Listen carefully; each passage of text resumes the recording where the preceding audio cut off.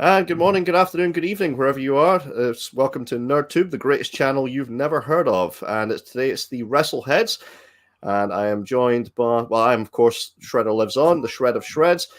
Today I am joined by the game, D Jose 101. How's it going, Jose? Hello. It's great to be here on NerdTube, the greatest YouTube channel that you've heard of. We're getting there, though. But yeah, it's great to be here. This is all, going to be an interesting chat today. Thanks for having me. Thank you. And also joining us is Zamario, aka Zam. Not got a Triple H themed nickname there, Zam. So no, I'm afraid going? not. But it is good. It's unfortunate to a degree that we had to kind of do a stream like this, but in all honesty, like something like this was always on the cards. It was just about when it was finally going to be announced. It's a matter of time. I'm doing fine, thank you, Shred. Yeah. Okay, so for anyone in the audience who isn't aware of this, Triple H has today announced his immediate retirement from in-ring performing. He will no longer be wrestling in WWE or anywhere else for that matter after some cardiac issues he was having. What was it, back in January? Yeah, like it was a while ago. I think it was even dated back to like last September. It's been a while since he's like talked about this. Been a few months. He had some cardiac issues. Now, we did think at the time that was it. He was done. His career was over. But he's been upfront and open about it in an interview that's going out later tonight with ESPN. And it's quite shocking how close he was to death. Yeah, because when we first heard of it, we were like, oh, okay, he'll be all right. I'm sure he'll get that sorted out. But after you read and watch the videos of like Triple H and Stephen A. Smith, a couple clips, you're like, oh, shit. Like, it goes to show life is short, man. I mean, you're literally here 1 minute and the next you're gone. And for Triple H, it was like that with this instance with his heart. I think we just lost Razor Ramon just over a week ago. Yeah, thank God he made it through that. And Triple H, he's one of the more the cleaner guys in the industry. Like I heard stories like how even though they were partying and stuff, he wasn't really much of a drinker. I forgot who mentioned it. I think it was the Undertaker or Stone Cold, but he was very much into his physique, and he didn't want to fuck it up in any capacity by like getting pissed every night. Yeah, I think Nash was the one that first like mentioned it back in the day. Like Hunter is the one that's the clean one out of all of us. Like I think maybe Nash. Yeah, he was the one that would like slap us and wake us up and get us in the shower. Like, come on, guys, we got to get to the next town, and we got to get to the show. And that was his role. Nash, Hall, and Michaels have been open about it. They said that back in the day, Triple H was basically the designated driver. That's why they brought him along, because he was clean living. He didn't drink. He didn't do drugs. He didn't go out all night partying. He was the clean living one of that entire crew. The thing is, though, with Triple H, there's always been stories for years and years, though, about him using steroids and human growth hormone, which could very well possibly have contributed to his heart issues. I mean, we can't honestly say for certain because we don't know the man's medical history. Yeah, he wasn't a recreational drug user. He was a performance-enhancing drug user, which is the difference, whilst the other guys were probably both. Right, because there were time periods where, obviously, when...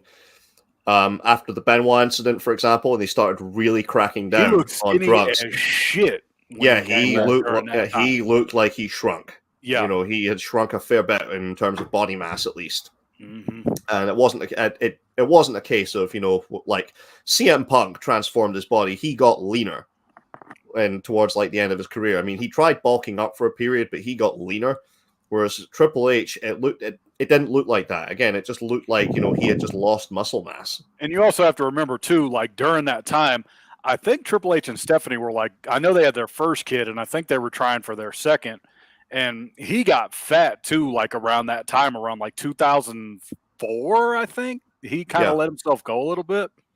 And then, like, he went by, 2006 came by, he still kind of looked like that. And then the Benoit thing happened, and then the wellness policy really kicked into gear. And then, he came back from the quad tear because he tore both his quads. I think he tore his left one first and his right one second. And then he came back and looked skinny as shit. And I don't think he ever regained that muscle mass to the large degree that he was at when he was in his peak. Well, it's interesting you mentioned about him having kids because that's one of the reasons that guys actually do quite often come off steroids, why they cycle off of them, because one of the issues with anabolic steroid use, at least, is that it can lower your sperm count. Yep. So a lot of guys will come off of it and gradually their sperm count will return. So that might be one of the reasons that for a time period, at least, that he did cycle off of them for a while. Mm-hmm. But again, we don't know. This is we don't know what his his steroid use and human growth hormone use was. We've obviously heard the stories. CM Punk told the story about how he was confronted about taking a piss test before he left, and he says, Dave took the piss test, the same piss test you're taking, and Punk turns around and says, "Yeah, did you?" And he didn't get a response. Well, Punk was going for that. Punk was always known as that cleaner than clean guy, wasn't he? You know what I mean? Yeah, he was straight. He was the one guy you could depend on to pass a drug test. Mm-hmm. You knew he would pass it because he never drank, never smoked, still does to this day. Yeah. Right. Yeah. Whereas, again, Triple H, there was always the stories, and I think it got to the stage as well where he was considered a part-timer similar to Brock Lesnar, where he would be exempt from testing. Mm-hmm. Yeah, you have to really think about their wellness policy because I think there's so many holes in it. Like, I even think back to the Benoit murders. If you go back and watch The Dark Side of the Ring, like when Nancy outright tells Chris in the messages, like, yo, this shit is fucking you up. You need to get your shit together or you're going to be fucking dead. And knowing what we know now, it's some crazy shit. So on Triple H's heart problems, according to the interview that he gave with Stephen A. Smith, this was on First Take, which is it's going to be broadcast on ESPN Plus later tonight. But some of the highlights include the fact that he stated he had viral pneumonia and he was coughing up blood, which is what forced him to actually go and get checked out by a doctor. And that's when it was discovered he had fluid built up around his heart and his lungs. Now, at the time as well, they did an ejection fracture test with his heart, and it reached as low as 12. That's a near death scenario. So he had to undergo multiple procedures to try and fix the damage that was there, basically. And during that time, according to Triple H, which I don't dispute what he's saying. To be perfectly blunt, he said that his main thought this whole time was the very real possibility when he was going under that he would not wake up and see his daughters again. That hit. I saw that clip. That hit me a little bit. That's got to be terrifying for anybody. Yeah. I'm not a father myself, but there's that's got to impact him in a lot of ways because he is a dedicated family man. He is someone who is devoted to his children. Yeah, he's one of those dudes that you can say, like, he's too good for the business to a certain degree. Because he's one of the nicest guys, actually. Like, a lot of people, you could say what you want about him behind the scenes for a backstage, like, going over perspective kind of thing. But outside the ring, I've always heard Triple H is generally a good dude. Well, I heard about him being more... I think now he's in the mentor role. Where he doesn't have to fucking walk over anybody and bury anybody. Yeah. He's a whole different vibe now from him, he's reached the pinnacle. But, obviously there's always different stories regarding him as a wrestler. And we've covered these grounds so many times. But, and we're going to do it again.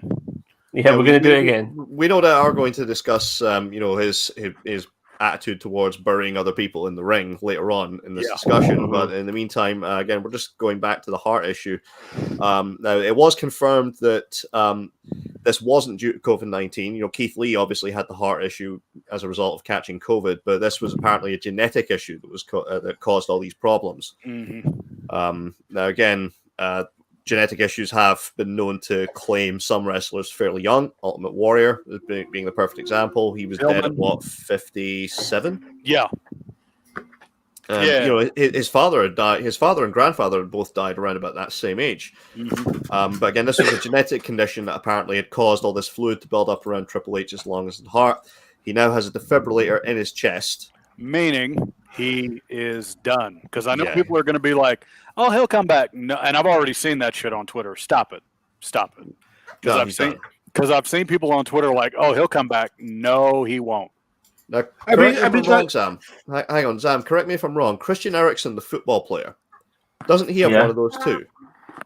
I'm not sure about a defibrillator in his chest, but he has come back into the sport. But it's a whole different ball game, literally. Is it a pacemaker or a defibrillator that he had to have fitted? I can. Are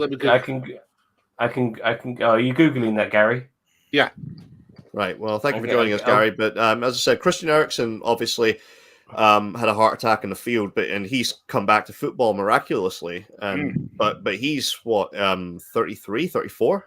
That's young. 33, 34, but Triple H is 52. There's no way he's coming back to the ring with a defibrillator in his chest at this age. And I'm going to pose a question to the panel because I'm curious to get your guys' take on this. Because I know it's not going to happen, but how would you feel if 55 was your final year? Like 55 is your last year in the ring, and that's it. Like after 55, you cannot wrestle anymore. I know it'll never happen, but I'm curious. I think 55 is look, I know we might all have our own opinions on these things, but yeah, I think personally, like you should hang up your boots before you're 50.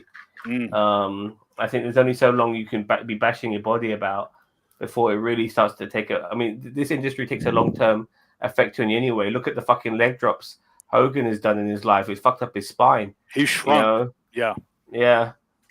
Go on, Gary. He, according to Wiki, he's been fitted with the implantable cardioverter defibrillator. So Christian Eriksen does have a defibrillator in his chest. Yes. Right. And he's playing for his country as we speak. Yeah, but he's still relatively young, whereas again Triple H is not. Yeah. Triple H is, he's 52. But go back to the question about, when should the guys hang up their boots? I am of the opinion it should be a case of when the guys themselves know they physically can't do it. Either they're going to hurt themselves or they're going to hurt somebody else. Yeah. Because if you look at Sting is still doing relatively well at his age. And he's nearly 60. He's like almost mid-60s now. That's crazy. Right. If you look at the guys back in the territory days, I mean, Bullet Bob Armstrong was still able to compete in his 50s.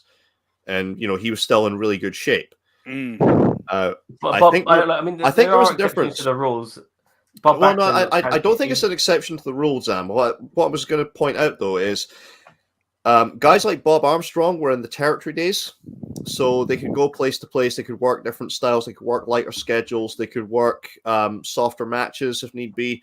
They weren't taking huge astronomical bumps like a lot of guys we're seeing are doing now. I mean, Jeff Hardy taking that swanton bomb, off a ladder onto what, 2 tables and some cardboard boxes. I'm still remember which one you're on about. Oh no, this was just recently on AEW TV. Oh my god! Like he does this one. I think it was on Butcher and Blade. 46. I think it's Matt is 48, Jeff is 44, but Jeff taking a swanton bomb onto concrete. Well, sorry, onto Butcher and Blade through 2 tables, cardboard boxes on the concrete. I still cringe because I still think something is going to go fucking wrong, and he's going to wind up in a wheelchair. I saw that or he's going to wind up on painkillers again. I saw that with Lita too because I was watching her Broken Skull Sessions documentary, and Austin flat out asked her, he was like, "How you feeling?" And she's like, "Most days I feel pretty good, but then there's days I feel my age and beyond my age. Like I know, like this is shit that I gotta watch what I do. I can't, just go carefree like I used to. And I wish I would have listened to the guys. I wish I would have listened to. Yeah, I wish I would have listened to the guys when they told me you only have so many bumps you can take. And back then, she admitted she was a carefree spirit. Like she's like, I'm young, I can do this. It catches up to you, trust me. Look, I want to just to add my 2 pennies worth. I mean, you can never tell how honest a wrestler is regarding their own personal issues, but they might just want to keep wrestling, live in the glory days, earning their paychecks, and physicality be damned. So it's really hard to say. But personally, considering what they do, and they do it so often, these guys, they fucking workhorses. They get hardly any time off. Maybe if they had more time off in this type of career, I might have a different change. I might have a change of opinion. But because they fucking work sometimes 7 days a week with hardly any time off, I personally would like to see these guys retire at 50 if they're able to. But obviously, finances and stuff like that plays its part. I totally understand.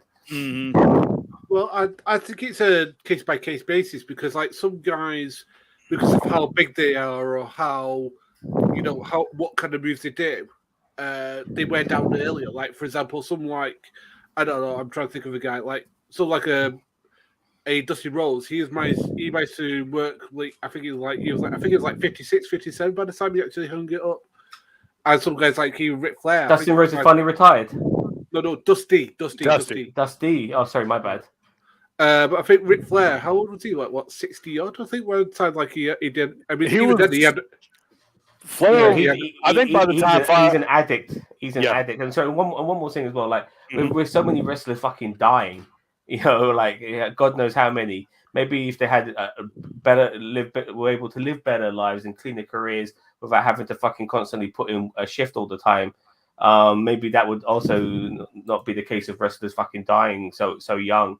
So, and that's another reason for 50 as well. I think as far as it goes, like, I know, like I said, it's obviously never going to happen, but I'm of the opinion that I don't want to see dudes like past like 50, 55 wrestling. I'm like, get out at 45. I think 45 is a good age to call it a career if you're able to. In my opinion, I don't think that guys should be sticking around longer than they have to. Hogan, Flair, Undertaker, I'm looking at all of you. It depends. The guys you're referring to, Jose, those guys were on top. Those guys made millions and millions of dollars. What about the guys who never made it past the mid card? The guys who who never hit $1 million paycheck in their career. Fair point. Yeah, that's what I was mentioning earlier, which is there's no retirement plan for these guys. There's no medical care for these guys. They don't even get Social Security. That's what's so fucked up. Exactly. Yep. Because even Kevin Nash said that too. Like, he was like, they don't even pay our Social Security when we get out of this place. And yeah, it sucks. Yeah, I thought only a few guys can really make a decent living. Yeah, if you're a lifer like Taker, Shawn, Cena, Orton, well, maybe Orton, but if you're a lifer, you're okay. Oh, Orton's sorted, man. Yeah, Orton is sorted, in my opinion. But then look at guys like Mick Foley and Owen Hart. I mean, those guys were, thinking, well, I've only got so long in this career, or I'm just going to make as much money or save as much money as I can. Cheap bastards in order to get out. Cheap Mick Foley did it the right way. Oh, no, because remember, Mick Foley was hoping that he could cash in on the Lloyd's of London policy at one point. Oh shit, I forgot about that. Yeah, you're right, because of all the concussions. He was hoping he could get not even the concussion issue. He was hoping he could get crippled in a match with Vader. Oh yeah. He wanted to get crippled. Oh, my God. He wanted to get severely injured in a match with Vader, and thinking he can cash in on the Lloyd's of London policy and get out. And Ric Flair was going to do the same thing too, wasn't he? Yeah, he was. Because Ric Flair, like, he had like a ringing in his ear or some shit that wouldn't go away, and then like literally the day before he cashes out on his Lloyd's of London, it goes away, and he's like, "Fuck, I can't cash out on this now." So yeah, even Ric Flair couldn't cash out on his Lloyd's of London policy. CM Punk, although this wasn't Lloyd's of London, I mean, he was just looking to save as much as he could and potentially just get out and go back to the independent circuit. But with obviously some more skills that we would have learned from Paul Heyman, which includes things like how to time a show, how to edit, to the point where I think he was hoping if things don't work out here, he could go back and work in a more creative capacity at Ring of Honor. Yeah. Well, so many wrestlers ended up having to still stay in the business, but you see them in the backstage capacity. I know Jamie Noble, Jimmy Wang Yang, they were backstagers. Obviously, Steamboat at one point was. Arn Anderson and stuff like that. They always remain in the business, in some capacity. I mean, it's all they fucking know for a lot of them. Yeah, I mean, Jerry Lynn in his 50s though was still hanging with younger guys in the Ring of Honor. So there's always going to be some guys who can go, longer than 50. Mm-hmm. Look at Ricky Morton and Robert Gibson, for God's sake. Those dudes have been in the scene for like 100 years. Oh, and they're God. still going. Yeah, they are. They're still on top. They're still on top in the indie scene. It's crazy. I think they were wrestling just before I was born. They've been around long before we all were. Yeah, they've been around forever. The rock and roll. But just going back to Triple H, when you initially heard about his cardiac, it was a cardiac arrest, yeah. No, it was a cardiac issue. They just said it was a cardiac issue. But he had fluid in his lungs. I heard about that as well. Yeah, fluid in his lungs. When you fluid around his heart. When you heard about all of this shit. I mean, this is before his retirement announcement, in-ring retirement, because obviously he's still going to be on television, that's for sure. But he's in, like we all kind of knew that this was it, didn't we? I mean, you could have put your house on him retiring after that. I kind of knew it was going to be over in 2019. If I'm being honest about it, because after like the matches, because here's a fun fact. He was still wrestling. Yeah, here's a fun fact. Do either of you guys know his last two opponents without looking it up? Triple H's last two opponents. Yep. Batista. I'll give you guys. Batista, yeah, definitely Batista. But do you know who his last one was? Last opponent. It was Saudi Arabia, wasn't it? Yep. Was it the fucking was it the DX versus Brothers of Construction? Randy Orton. Oh, so it was. Really? Yep. The last two, the guys that he brought in and helped made stars were the last two guys he wrestled against, at least on TV anyway. Well, so it's not really that. Yeah, I mean, I'm just happy that he's fucking retired now. Like, we've had our fill with Triple H, and him being it's terrible that it had to end this way, though. I mean, of all the ways it could have ended, this is probably the worst. Sorry, I sound very callous in what I'm saying. I'm just saying that in a way, like it's bittersweet. In a way, it's bittersweet. Like, don't get me wrong. I mean, he's set for life anyway. Yeah, he doesn't really need to wrestle again. He was only ever doing it just for the sake of being that sort of Undertaker sort of special attraction, so to speak. He doesn't need to do it anymore. But you wanted to see him get like that send off though. Like that's the one thing we're not going to get now, which sucks. Well, the retirement match. It happens more often than you realize. Like we've had, like like Stone Cold Steve Austin. Like he never really had a match. I mean, I don't think people assumed his WrestleMania 19 match was going to be his last match. Even to a degree. Nobody knew that was going to be his last match. I think people backstage knew. I think people backstage knew. The guys backstage knew, but the audience didn't. JR kind of subtly gave it away, though. If you go back and you listen to the commentary when he's like, Stone Cold, he always wanted to be here, always wanted to do this. I'm like, something tells me this is probably it for Steve, because the way that JR was hyping up Steve as he was walking down the ramp, I'm like, okay, this is probably it for Stone Cold. But I also want to add that Rock as well. Yeah, when he fought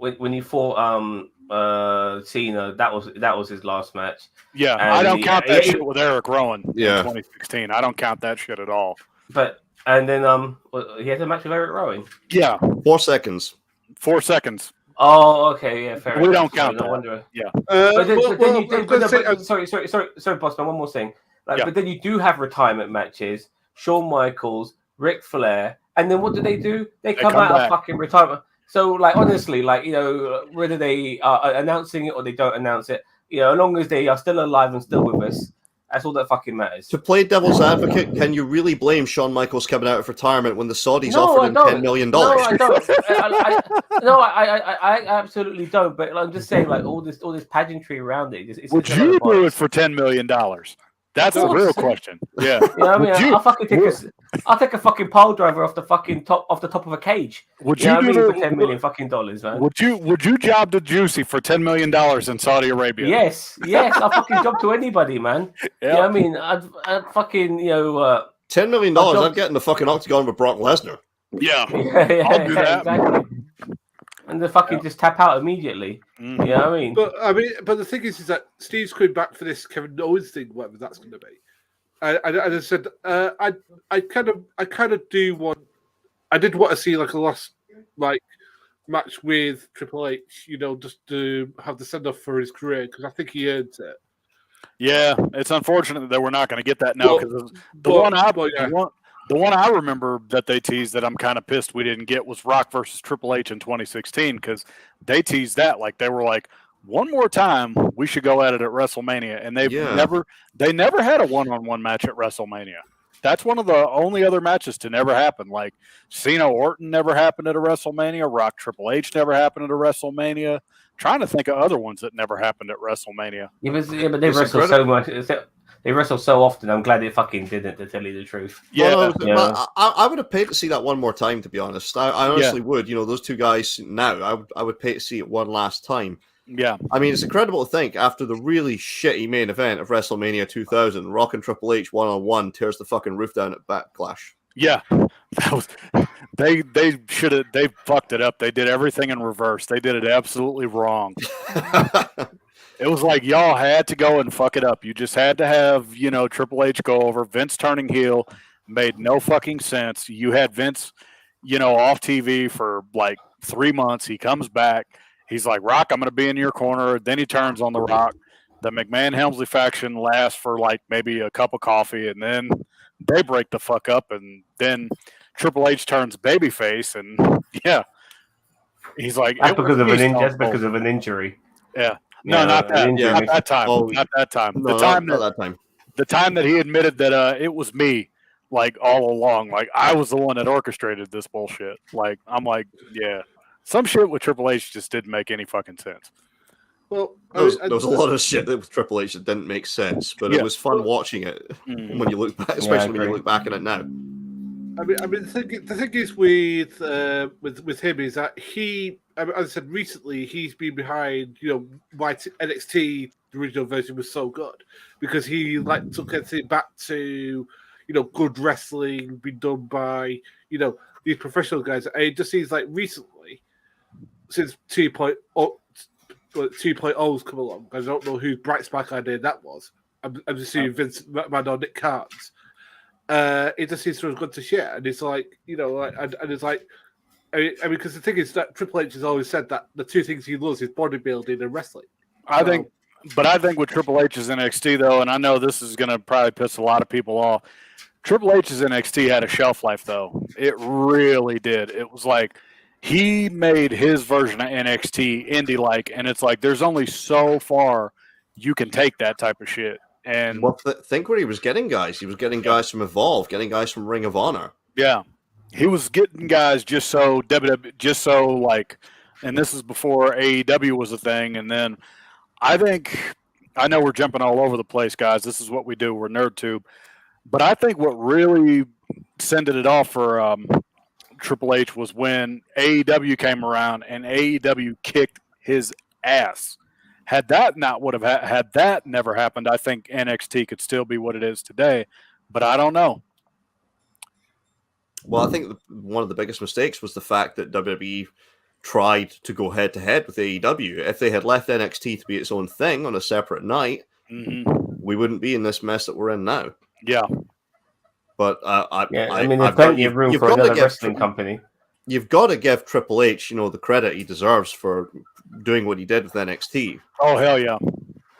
To think he was absolutely reviled by the internet wrestling community, and for a lot of good reasons. Let's be blunt. I mean, let's go there.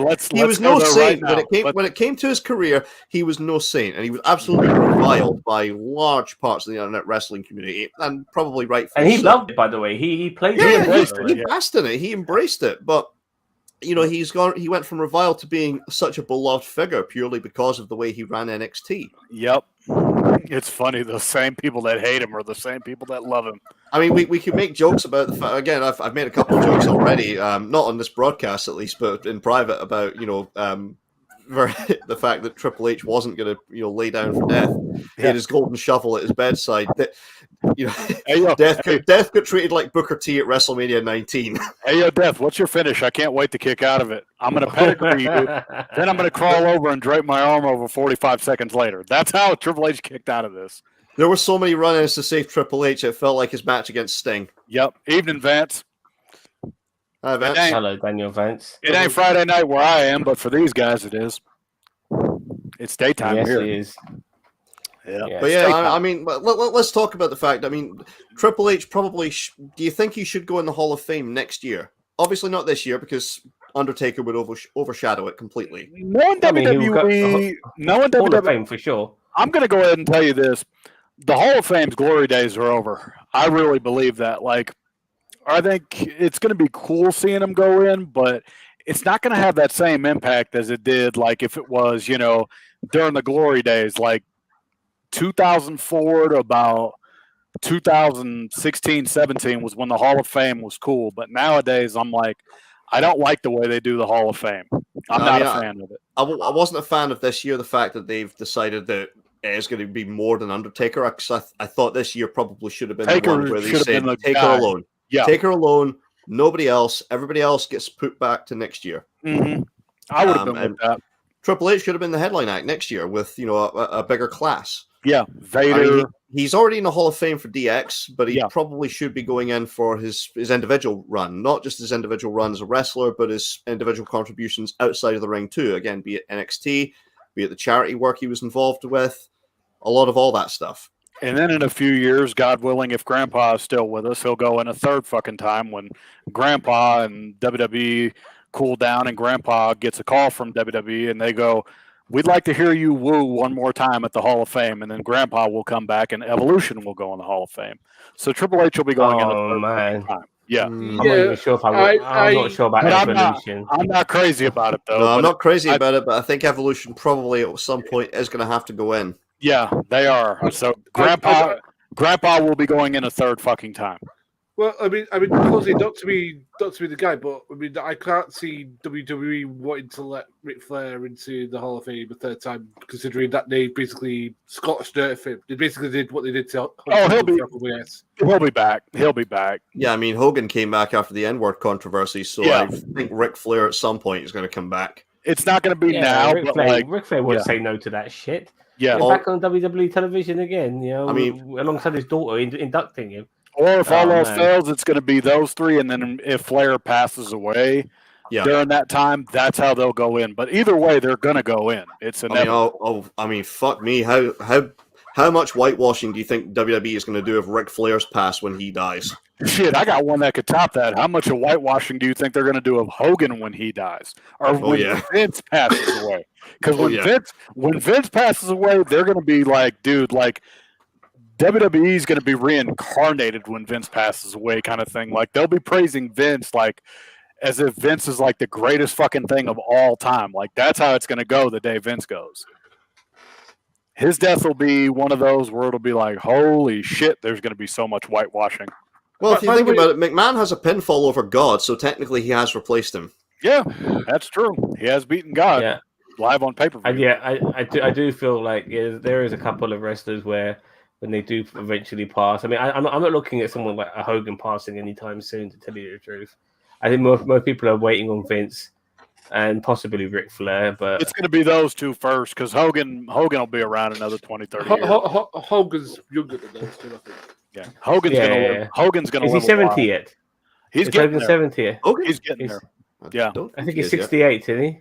He's getting to 70, in the next 2-3 years. He's been married for a third time. I know, I'm a much younger woman, so I don't know if that's. He's divorced now too. He got divorced, dude. Yeah, did you hear about that? Hogan got divorced. Yeah, Hogan's right. Here's the ages. Hogan's 68, Ric Flair's 73, McMahon's 76. Yeah. But by the way, I mean, like, what did everyone think to the rumors that Vince McMahon was going to wrestle this year? I thought no. He'll probably get in the ring, but I don't think he's going to wrestle. Mm-mm. Oh, okay. We've got some information here from Daniel Vance. Chad Gaspar has been confirmed as a WWE Hall of Famer. As he fucking Warrior. He deserved that last year. And here's a take two. Yeah. Rename the fucking thing, please. Yeah. I know they're not going to do it, but please rename it. We know, all of us know that the Warrior was an asshole. We all know this.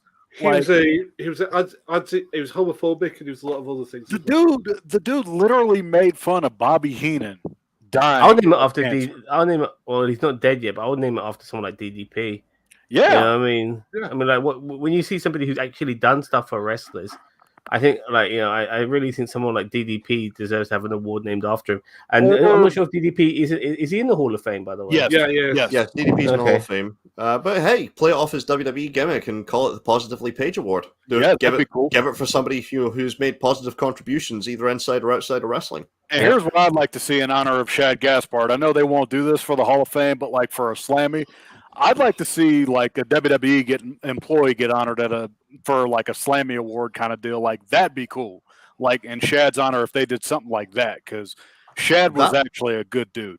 That was meant to be the whole concept of the Warrior Award. Jimmy it was Miranda. Supposed to, it was supposed to, yeah, it was supposed to be the Jimmy Miranda Award and given to a long-serving WWE employee.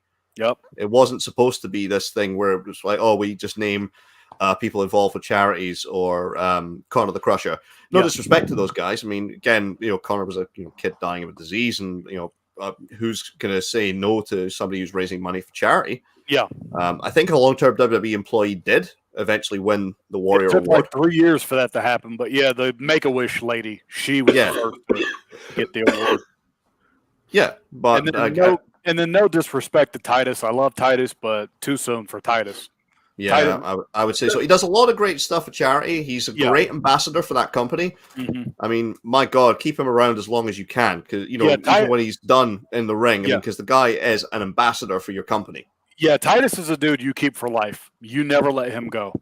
Yeah, because he goes all over all the shop and he does appearances and does charity shirt and stuff like that. Yeah, definitely. Yeah, Titus is a life. He raises money for kids. Again, that's a guy you want representing your company. But I'd like to see Shad Gaspard get some kind of award or something for his heroic, courageous efforts. Like, that'd be cool if like WWE did like an annual award. It doesn't necessarily have to be a Hall of Fame thing, but like once they could a year. actually rename this award after Shad. But like they could. They could rename the award after him. Honestly. Oh, they could. I mean, although in all honesty, maybe an award named after Shad Gaspard should be its own separate category, and that should be given to for heroics. So they could honor, even if it's somebody from outside of WWE, and they want to, say, look, we want to recognize this act of bravery that you carried out. Mm-hmm. So we'd like to present you with this award. Yep, that'd be cool. I'd like to see that. But that'd be cool. Again, an award named after DDP for the positive contributions that he's made to in and out of the ring. Because I know Warrior fans are going to get mad and triggered, but fuck the Ultimate Warrior. I said it. Yeah, I wholeheartedly agree with that. I agree. This is the guy who made fun of Bobby Heenan dying of cancer. This was a guy who made fun of Darren Drozdov. He called him a worthless cripple. He called made fun of Jim Ross. Queer. Yeah. Called Todd Grisham gay and all that kind of shit. And I'm like, yeah, y'all want to continue honoring this man? Yeah. Queering doesn't make the world go around. There's no doubt that he has a place in wrestling history, but yeah, fuck him without that, man. Okay, well, so again, he's got a place in wrestling history, but then again, so does Bastion Booger. Yeah. Well, we need to get back on topic. Okay, Triple H. Where are we going to go? Triple H. So, so you got? Personally, I would love it next year. I mean, even as a bit of a rib, because Triple H was known for doing double duty some nights. I mean, have him doing an induction as well. Just have him induct Lemmy into the Hall of Fame. Why not? Yeah, why not? That'd be cool. I'd actually like to see Lemmy go in. Yeah, I mean, he's somebody who probably should be in the celebrity wing. I mean, he did 3 songs, all for Triple H. Low down, you just missed it. We just got done bashing the Warrior for like 3 minutes. Yeah, fuck the Ultimate Warrior, man. Fuck the Ultimate Warrior. And this is a person who absolutely loved him as a kid. I mean, the thing is that the WWE Hall of Fame is a joke anyway. I mean, it's bullshit. It's like, okay, because I know, no disrespect, I got to clarify it. If Honky Tonk Man and the Bella Twins and Drew Carey can get in the Hall of Fame, what does that say about your Hall of Fame? But then again, what does it say about the Wrestling Observer Hall of Fame? For real, yeah, that Hall of Fame's bullshit too. Really, the honky? What's the issue with the Honky Tonk Man? It's fucking Honky Tonk Man. I don't know. Like, he's champion of all time. We talk about. I mean, Coco Beware too, for that matter. Coco Beware. Even Coco Beware, like these guys, like they're part of my childhood, man. I find it really hard to. I mean, I would say it's ridiculous that you have the Bella Twins in a Hall of Fame before you've got Bull Nakano in there. Yeah, it's ridiculous. I mean, it's ridiculous. Johnny Rod's in there over. He was in there before Vader or Rick Rude or some of the other guys in the business. And here's the take too that I know people are going to be like, "What the fuck did you just say?" I want David Arquette to get a Celebrity Hall of Fame. I agree. For real. I agree. I want Arquette going in there. I do. I'm not kidding. I want David Arquette to get his call when he goes in there because he deserves. Scott Kane as well. You know what I mean? From Ready to Rumble. Yep. You know, so yeah, I love that. You know what? I love that fucking movie. I don't care what anyone says. A lot of people hate it. I thought it was all right. That movie. Yeah. I disagree with these guys. It's so funny. is so funny. You know what I mean? Diamond upside down, it's a pussy, all that sort of stuff. Oh my god, that was so fucking. I love that film, man. How can people hate that shit? I don't know. I mean, if I was to think of guys who should be in the Hall of Fame, I mean, top of my head, Kamala, Demolition. Yeah, where the fuck is Butch Reed? Baby's in there. Baby's in there, but not Dynamite. Sid Justice.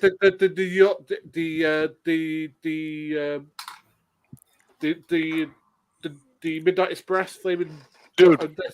If they're gonna induct Sid in there, Arn has to induct Psycho Sid. What's he gonna stab him again? Yeah, he's gonna stab him again. Arn has to induct Psycho Sid. Like that's got to be the way to go. If you can't get Arn, you get Ed Leslie coming out with the giant scissors. Yep. I would throw in Scott Steiner and then separately the Steiner brothers. Oh, dude, Scott Steiner's got to go. Scott's never going to accept it. Yeah, I agree with you. No. He won't. But... And the Steiner brothers as well. Like they've got to go in there. I love the Steiner brothers when I was younger. So do I. I want to mention one of my favorite periods with Triple H was there's one particular pay-per-view, forgot the name of it, and it was the one where I think John Cena was supposed to be in this pay-per-view, but he ended up getting injured maybe 2 or 3 days before the pay-per-view. No Mercy, and the one where Triple H won it and then fought. He had 3 matches in that pay-per-view. No Mercy. That was actually my favorite moment with Triple H. To tell you the truth, that a lot of people don't talk about. Surprisingly, they don't talk about that. And I like the fact that initially I was a bit pissed off because one of the best periods of best things about the WWE is when they have to go against the grain because shit hits the fan. Like when they had that volcano erupting in Iceland. And then Raw SmackDown crew had to take over for Raw. SmackDown had the crew, and all that sort of stuff. I love all that shit. You know what I mean? Because it means they have to sync on the fly. And honestly, that's when wrestling, in my opinion, is the best. When they just have to keep the show running and have to work work on their feet.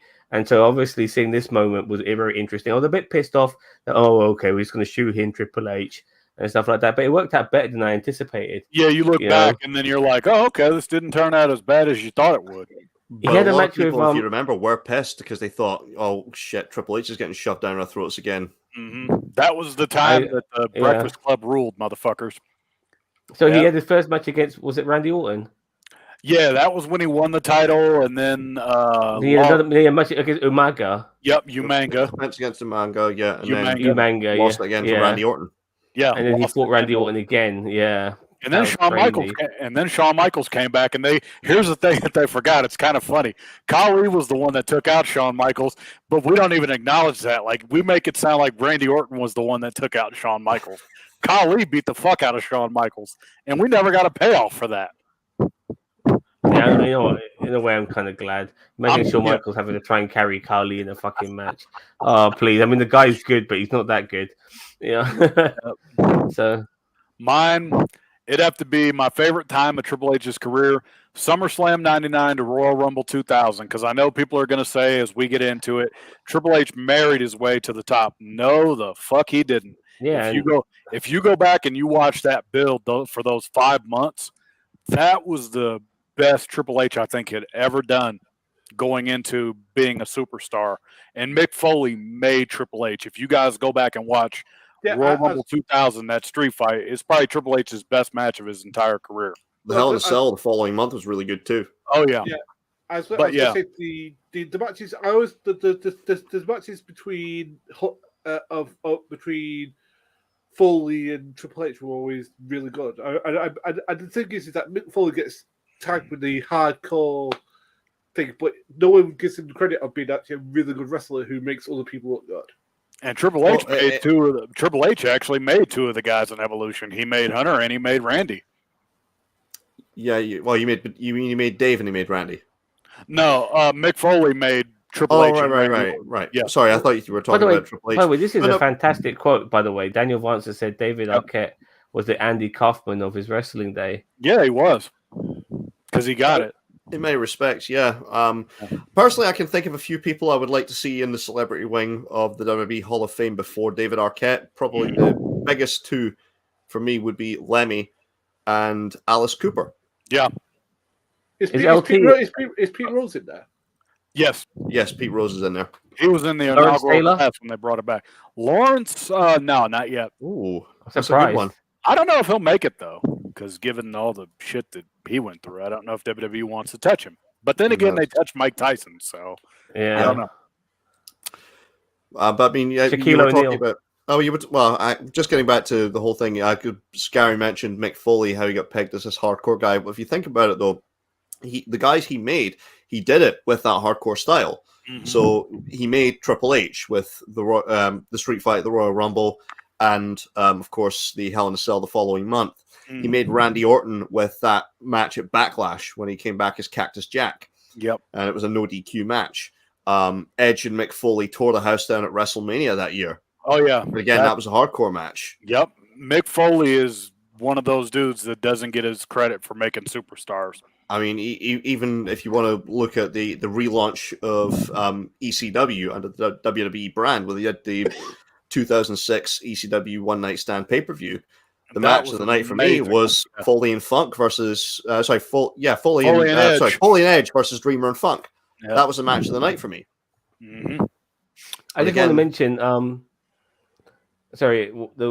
there's a whole bunch of things we dislike about Triple H, but away from the politics, the one thing I dislike about Triple H was his fucking sledgehammer. Anybody who attacks you with a sledgehammer like this, holding the fucking butt of the hammer, it's just so wrong. I hated it. I fucking hated it. It's so that he could take the blow of it without actually hurting the guy. I think the only guy who ever took a sledgehammer shot properly was Shawn Michaels. I remember when he fucking walloped the Undertaker. Like that was the realest it ever got. Like when he went to last ride him, but he hit him with a handle. Yeah, but he freaking walloped the Undertaker with that thing. I was like, damn. Yeah. That was the WrestleMania 17 match, and he cracked him in the head with the handle. Yep. Shawn Michaels, it looked like he actually legitimately swung it and hit him in the back of hit him in the neck. Yep. In the build up for their it was after their SummerSlam match. I'm surprised that this never propped the hammer, like create a particular hammer where somehow they don't have a working one because they do that with everything else. But here's the thing: it's just not that hard or whatever. A lot of guys have prostituted weapon shots, unfortunately, over the years. I mean, look at if you want good examples, AEW fairly recently. How many times has Chris Jericho whacked somebody with a baseball bat? And it's not been an injury angle. Yeah. I mean, if one of us cracks the other one in the gut with a baseball bat or across the back, I'm expecting the other one to be in hospital. Yeah. Okay. I just don't want somebody attacking me. Also, I just don't want to see in my footage of someone with a sledgehammer holding it like this, where they're holding the top of it. It just looks so bad. Yeah, it looks again, it looks bad. He's picked that as his weapon of choice, but unfortunately, it's endemic at the business, and the fact that so many weapon shots, which back in the day should have been a hospitalization angle, they've been prostituted. I'm not gonna lie. Seeing Triple H a compilation video, if they did this, Triple H hitting people with a sledgehammer while Ode to Joy playing in the background, that would be fucking hilarious to me. I don't know about anybody else, but that would be hilarious. Just seeing a montage of Triple H just beating the fuck out of people with a sledgehammer with his 97 theme playing in the background would be funny as hell. What in your all opinions was his worst match and what was his best match? Because his worst. Randy Orton. I'm gonna need him 25. That's terrible. That's more in recent memory. That is. Well, it'll be best match and worst match. So. I know his worst. Triple H versus Great Khali at SummerSlam 2008. Yes, that's the worst. Yeah. No, look. When you throw in the Great Khali, then you taking out the Great Khali. Okay, taking out Great Khali. Let's say somebody more of a credible wrestler where the match ended up being shit. All right. Warrior. Well, yeah, Warrior. Henry Godwin in the hog pen match. Fuck. I'm gonna need a second on this one. I need to think about that. Honestly, I would say a series of matches with Goldust on Raw during 1997 were pretty bad. Yeah. I would say his match against Kane at WrestleMania 15 was kind of a stinker too. I didn't like it. What about the one with Booker T? I mean, I can't remember the one with Booker T. Obviously, that one. Yeah, the one where he buried Booker T. That was Booker T. I would say it was a good match, just wrong outcome. Yeah, And the one with Chris Jericho was awful as well. Which Oh, one? the WrestleMania 18 match. Yeah, that was awful. No fault of their own, though. They weren't going to follow that. There was no fucking way. Well, it always seems to be- I've got something that trumps all that. Oh God. His SummerSlam match with Kane. Okay, that was God. Yeah, because when did he fight Kane? Because you're forgetting what preceded it, which was the Katie Vick angle. I don't think you fought him at a SummerSlam though. I think you're thinking I think you're thinking No Mercy 2002. Yeah, it's No, but No Mercy yeah, 2002. but it just seems to be a thing with Triple H that when he has to follow a match which is really good on the card, it ends up being an absolute stinker. And unfortunately, he's had a few of those, in my opinion. His best, without a doubt, is going to be the one against Mick Foley, though, from Royal Rumble 2000, the night that he was. His best matches are tag matches, in my opinion, with tag DX matches too. and stuff like that. Yeah. Those have been some fantastic matches. The one where he tore his quad, that was amazing. That match, I love that match. Against hardcore matches tend to be matches tend to be more his thing as well. In my against opinion. I can think of and Chris matches Jericho. I might actually put up above the Mick Foley one. As much as I love the match, I love the 2000 Royal Rumble match against Mick Foley. There's two that really stand out for me as some of his best work ever. 2004 Royal Rumble, last man standing with Shawn Michaels. That's a classic. And then they followed it up with the triple threat at WrestleMania with Stevie Richards. Yep, with Stevie Richards. Yeah, that was. Yeah, I was at that WrestleMania. Sorry, I wasn't at that one. My bad. I was at the one where sorry, my bad. I was at the one where he fought John Cena and Randy Orton in the triple threat match, and that was excellent. That was actually really good, underrated main event. It was really fucking good. And Orton retained. Yeah, and Orton retained, and this is before we got sick of him. I thought Orton might win that match. To tell you the truth, it was set up in a way that it could make Orton win without the other two guys looking bad. God, as far as his WrestleMania worst matches, the one with Orton at 25, there was absolutely no fucking way they were going to follow it. Well, they tried to be really smart. The match with Roman Reigns was pretty awful too. The entrance was badass, but nothing else mattered after that. No, but I think people. This is my thing with Triple H. I think I don't want to say limited because that sounds a bit bad, but unfortunately with Triple H, like his most memorable matches, in my opinion, are the more brutal ones where it's hardcore street fight, Hell in a Cell. Weapons are coming out and stuff like that. Like when it just comes to. It's the ones you remember for other reasons, like, for example, when he buried guys. Yeah. Because I'm talking about good now, but I'm talking about good matches. Yeah. Actual good matches. Those tend to be the ones, in my opinion, that stick out the most. Where I don't really remember like a straight up one-on-one match that he ever had, like straight up that was really memorable. Because it's always been a gimmick match with Triple H. That like most of his shit has been gimmick when it comes to one-on-one matches. I can't think of like a straight up one-on-one match that he had where it was like, damn, that was dope. Oh, I can think of another really bad one though. If you want like one of his worst matches of all time that doesn't involve Great Khali, the 2003 Royal Rumble, Scott Steiner. Oh God, yeah. Scott Steiner, because awful. Yeah, we go another one. So blown up, like because I remember people were like marking out for Scott Steiner. I'm like, I wouldn't get too hyped about Scott Steiner. People wanted Scott Steiner of the Steiner brothers, and they ended up getting Scott Steiner today. Yep. No. I was actually going to come up with something worse. What was the pay-per-view where they did a polls down? We just talked about that Royal Rumble 03. Yeah, Scott Steiner. Yeah, that was Scott Steiner. That was the build to Royal Rumble 03. That wasn't on the pay-per-view. Like that. Yeah, it was on Raw. Yeah. That was on. And the funny thing is, Steiner was bigger when he was a Steiner brother than he was as a singles wrestler. You look at him as a Steiner brother; he's fucking huge. You know what I mean? And then you see him as a singles now, as big. Actually, I've got something that pissed me off. And pissed me off specifically, which was the feud he did with Sting. Yeah, fuck that feud. Sorry. Yeah, but that was more so, I think, WWE wanting to piss over WCW's grave for the umpteenth time, like they've done ever since they bought it. Yeah, because they were building it as WCW versus WWF, the last stand. Yep. Even though we all knew where that was going. We're like, even I knew, I'm like, Sting is jobbing to Triple H. I called that shit the moment that it was going to happen. I'm like, Sting is not pissed off. I wasn't, because I was like, dude, I know Sting is not going to beat Triple H. I knew that going I was to kick his ass they put him in the Scorpion Deathlock, and they made the fucking tap. And then they teased DX versus the NWO, which made no fucking sense because it was like I wanted Sting to never wrestle in the WWE. Yeah, that's what I wanted. Yeah, I wanted him to be the biggest name in wrestling. And never wrestle for that fucking company. The motherfucker even said he didn't trust how he'd be used, and he was right.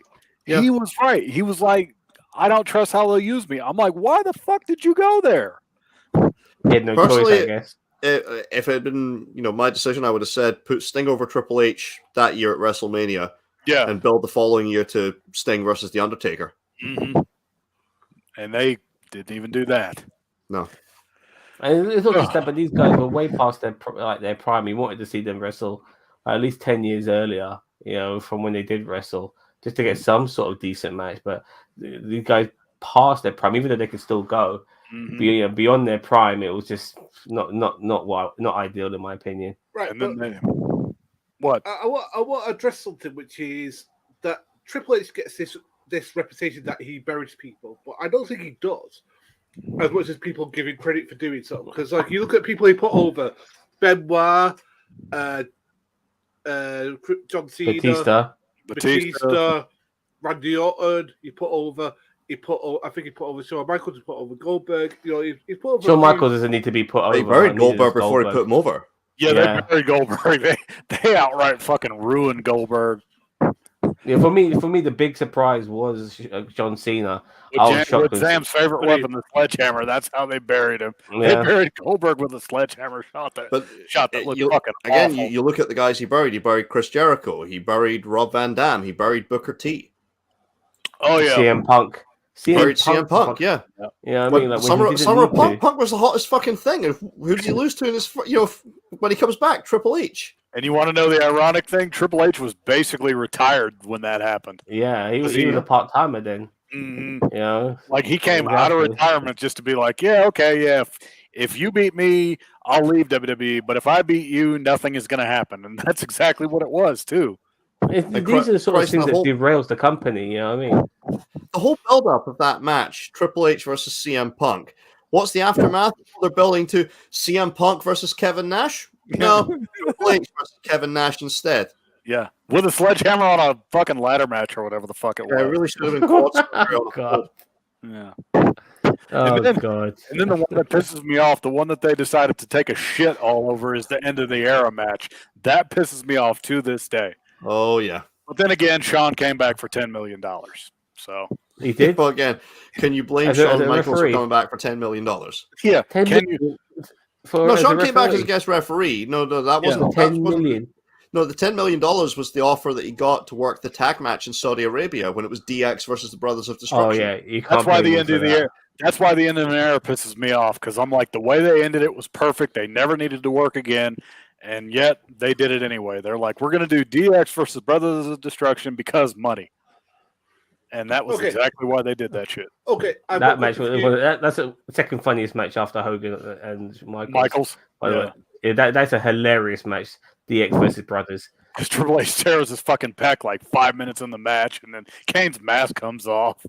These huge guts just fucking heaving. You know what I mean? Undertaker looks like a fucking witch on crack. You know what I mean? And the combined age of all those guys, man. And the combined age of all those guys was like 200 and something years old. Yeah, there was a hilarious meme floating around of Undertaker around about that time where he looked like Kelsey Grammer as Fraser Crane. yeah, that's what I'm saying. Don't say stuff like that, won't you? But I'm trying to think of the most embarrassing Triple H moment, and I'm between Katie Vick and the mid-2000s DX run. Triple H thought that was hilarious. He thought Katie Vick was, the funniest thing he'd ever done. Oh yeah. Katie Vick is one that doesn't get referenced for good reason. I don't think it ever will. Yeah, and Vince justified it. Vince tries to justify it like, oh yeah, this is good comedy and all that shit. And then, shit. Yeah, and then with the DX run, it was basically them admitting years later. It was like, we were supposed to do this. We're making fun of how old we fucking are. And that was their idea. Like, they're like, we're old. We know we're fucking old. But even then, a lot of the stuff, the was still skits, cringe. it was cringe. But I think in a lot of ways, it was also hurt by the fact that Michaels, he had Changed his found ways God, and shit, yeah. changed his ways, so he decided that he wasn't going to do certain things anymore. Mhm. So, like the overt. No, I'm thinking more the overtly sexual parts of the skits. Yeah, he'll just super kick a child in the face instead. Yeah. So I mean, so it's just So Shawn Michaels, whatever. When Triple H cut his hair, did you guys find that a big deal? No. Not really. It was time to cut that shit. That's kind of how I see it. Because it was like 2012. It's time to cut your hair, dude. Yeah. Fair enough. People found Shawn Michaels' haircut more of a bigger deal than it was. That pissed me off. Yeah, because that was like really drastic. Yeah, that was like, no, you did not cut your fucking hair. Why did you do that? Dude, I mean, he needed a haircut a long time ago. In fairness, they'd been photoshopping over his bald spot for years. They did. Yeah. Yep.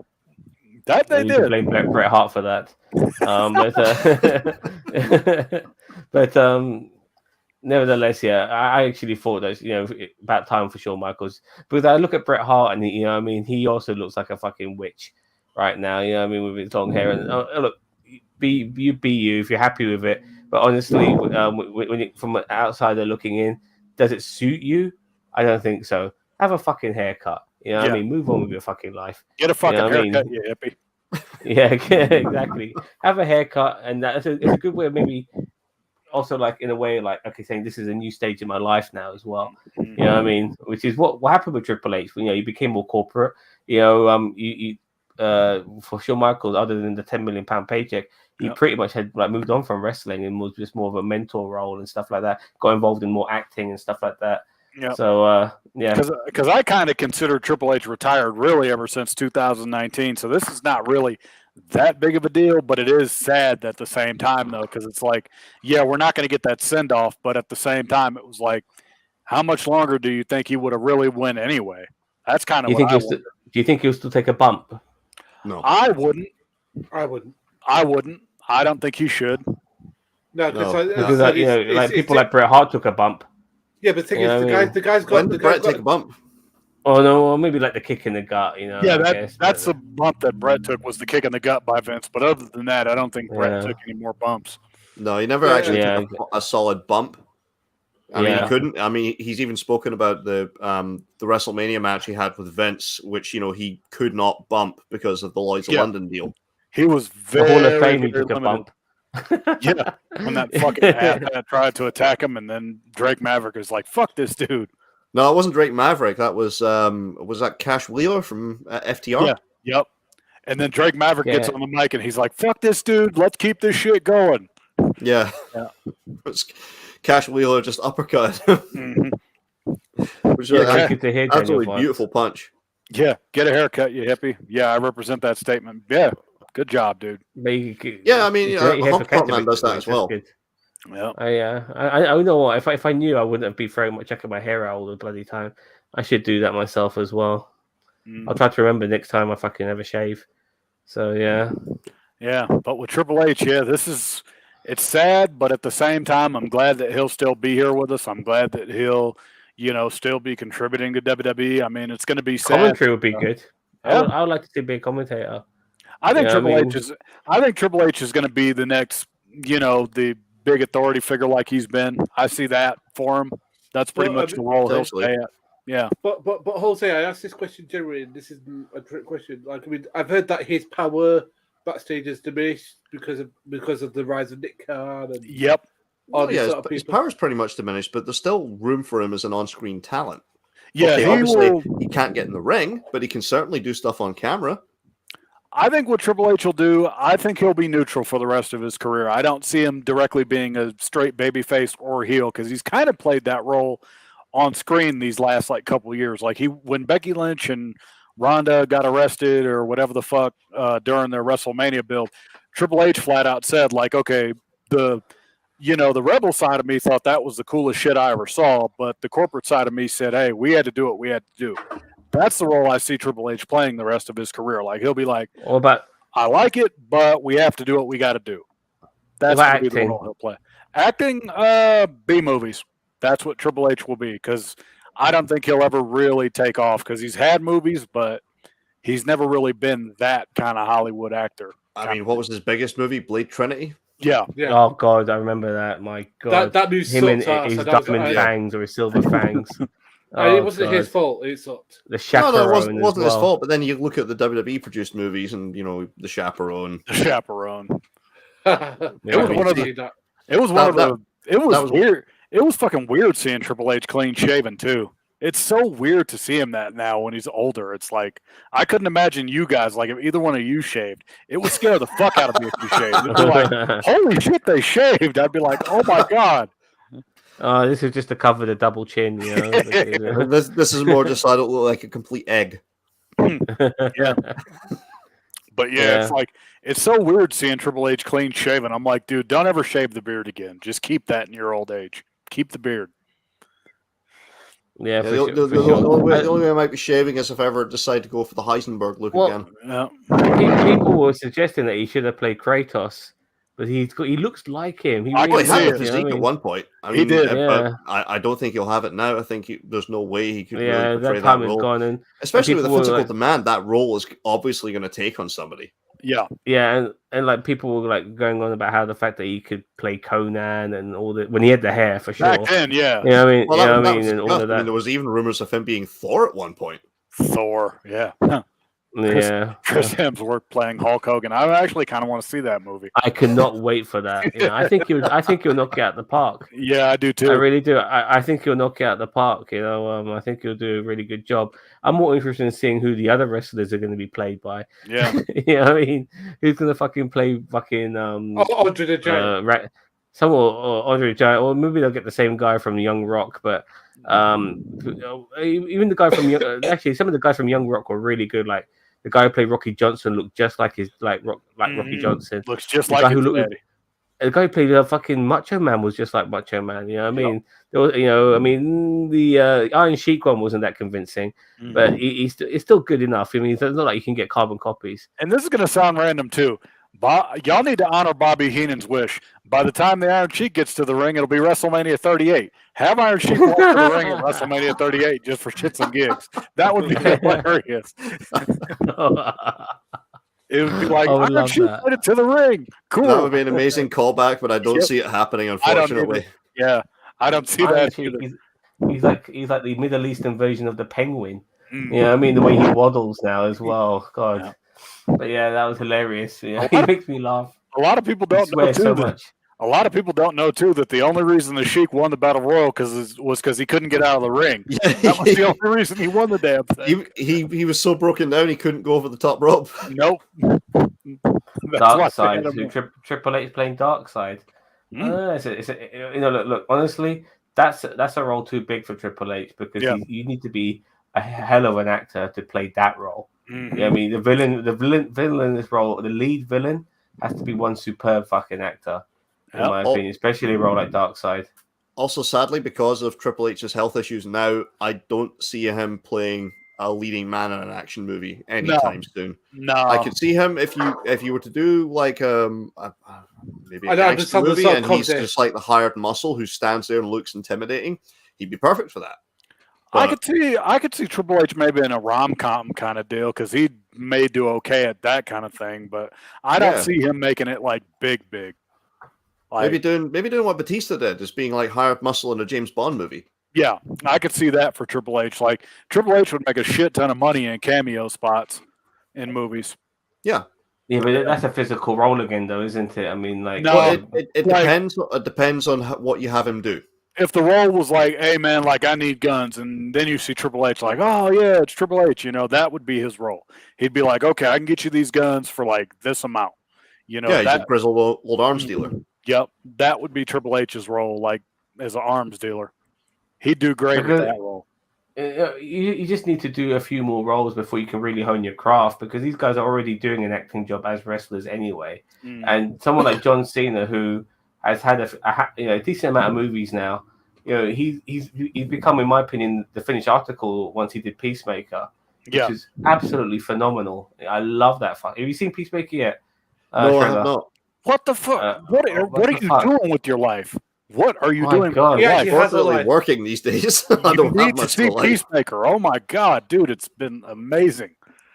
Oh, Yeah, Peacemaker Peacemaker was is really. It's just good for John Cena. yeah, It's Peacemaker just was good the shit.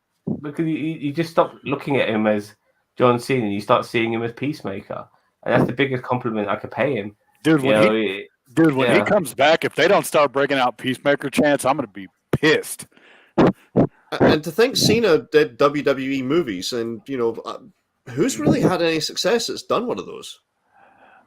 Jesus. well they made like 15 sequels of the Marine, so I even think the studio shut down. Come to think of it, I don't Yeah. even think they have the they studio. haven't made a movie. They haven't made a movie in fucking ages. No, Punk was slated to do one of the Marine movies, but obviously, or was it 12 Rounds he was going to do? I remember they were going to get Randy Orton to do the Marine, and they were like, "No, you ain't." Yeah, dude." Yeah. Oh no, it was 12 rounds. Punk was going to do 12 rounds, Yep. and they then discovered that hey, that's the dates of the European tour. So Randy Orton got the movie instead of him because Punk was going to do it just to get an acting credit. And Triple H is like, "Yeah, dude, you can't do it." And, Yeah, so it's Randy Orton that's going to do it. Yep. And Liam said that Triple H was the best part of the Trinity. Was it 12 rounds or was it the Marine? If it's a Marine, that's hilarious. no, Punk was going to do 12 rounds. And they were going to have Randy Orton was slated to do I think it was Marine 2. Yeah, and then real Marines found out about that, and they were like, "This motherfucker went AWOL." So yeah, no, Yeah, no, we're not- you he was got dishonorably discharged. discharged. Oh shit! Yeah. Orton was dishonorably discharged, so no, he could. There was no way he was going to do Marine. yeah, there was no fucking way.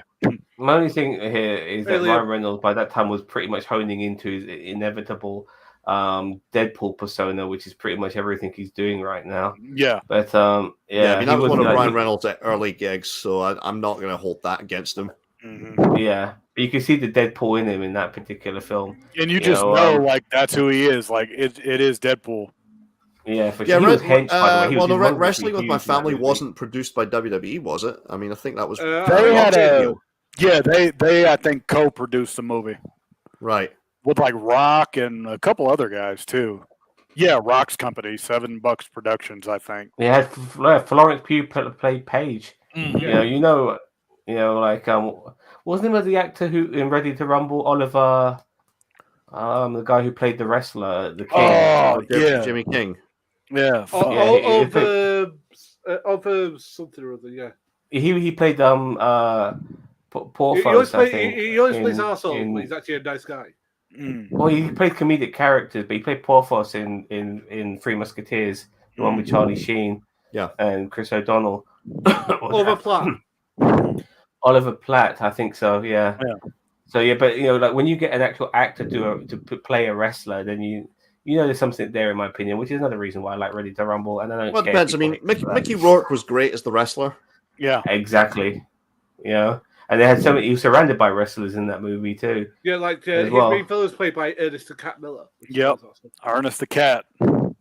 Somebody. I remember that he played like some sort of Middle Eastern Iron Sheik character. Yeah. Well, think how different that movie could have been if Nicolas Cage had actually accepted the part.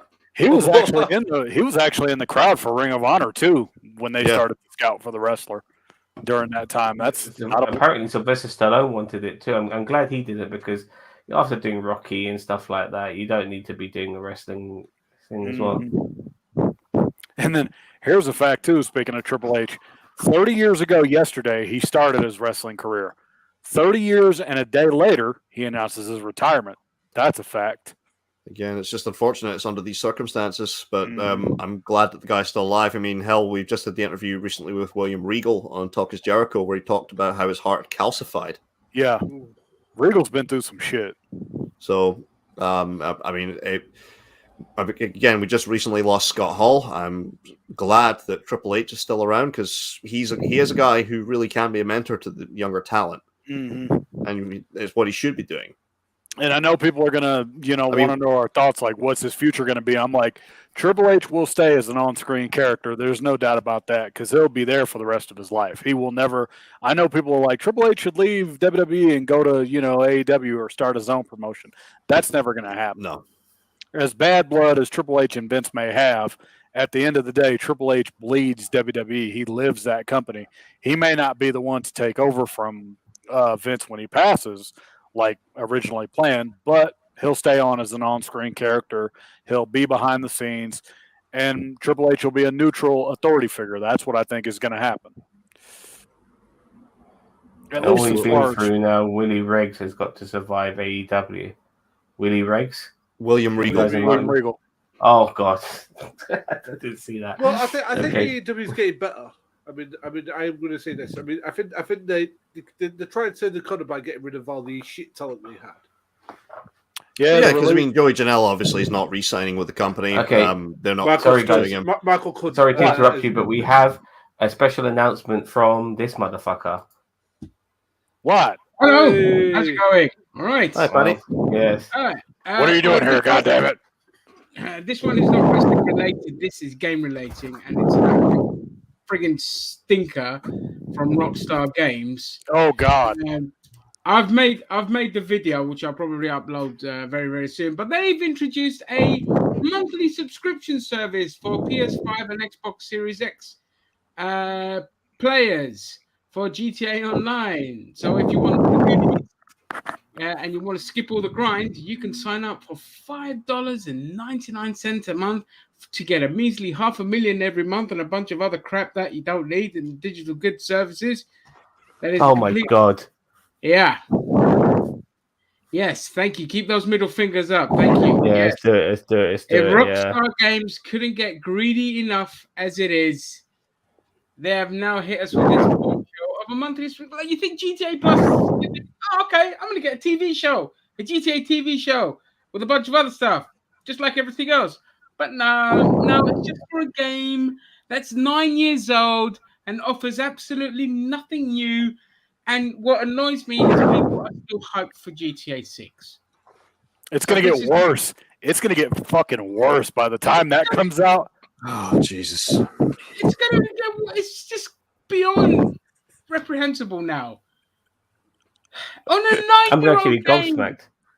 I'm gobsmacked. On a I'm so 9-year-old gobsmacked. game. Like, they're not making as much money as before, so that's why they're trying to still churn it Well, out. I think they took No, a they're still massive. making billions a year. And what's gonna GTA happen? 5. Here's what's going to happen, too, with GTA 5. People are going to pirate the fuck out of Grand Theft Auto 6 when it comes out because you know there's going to be means for it, too. They're going to be like, fuck this. I am not paying for this. Yeah, I've paid $200 over the lifespan of GTA 5. Fuck you if you think I'm paying for GTA 6. That's going to be the mentality of a lot of gamers out there. Yep. They're going to pirate the fuck out of it, too, because I already see that now. Watch. I'm Yeah, GTA fatigued already. Yep. They're definitely. Like, I'll get fed I'm up. glad I with this, don't like, play any video just- games the last decade and a half. Bloody All right, hell. Jens, what's your thoughts on Triple H's retirement while we got you here? I'm not surprised given the heart condition that he, the poor guy had a heart attack. It's a good thing to do. It's play it safe. You don't want your heart exploding in the ring in the middle of this need for this one more match. You got 3 kids. You got a wife. You got to put them first. Put your health first. You know how many? I mean, what is he? He must be 50 now. 53. 53.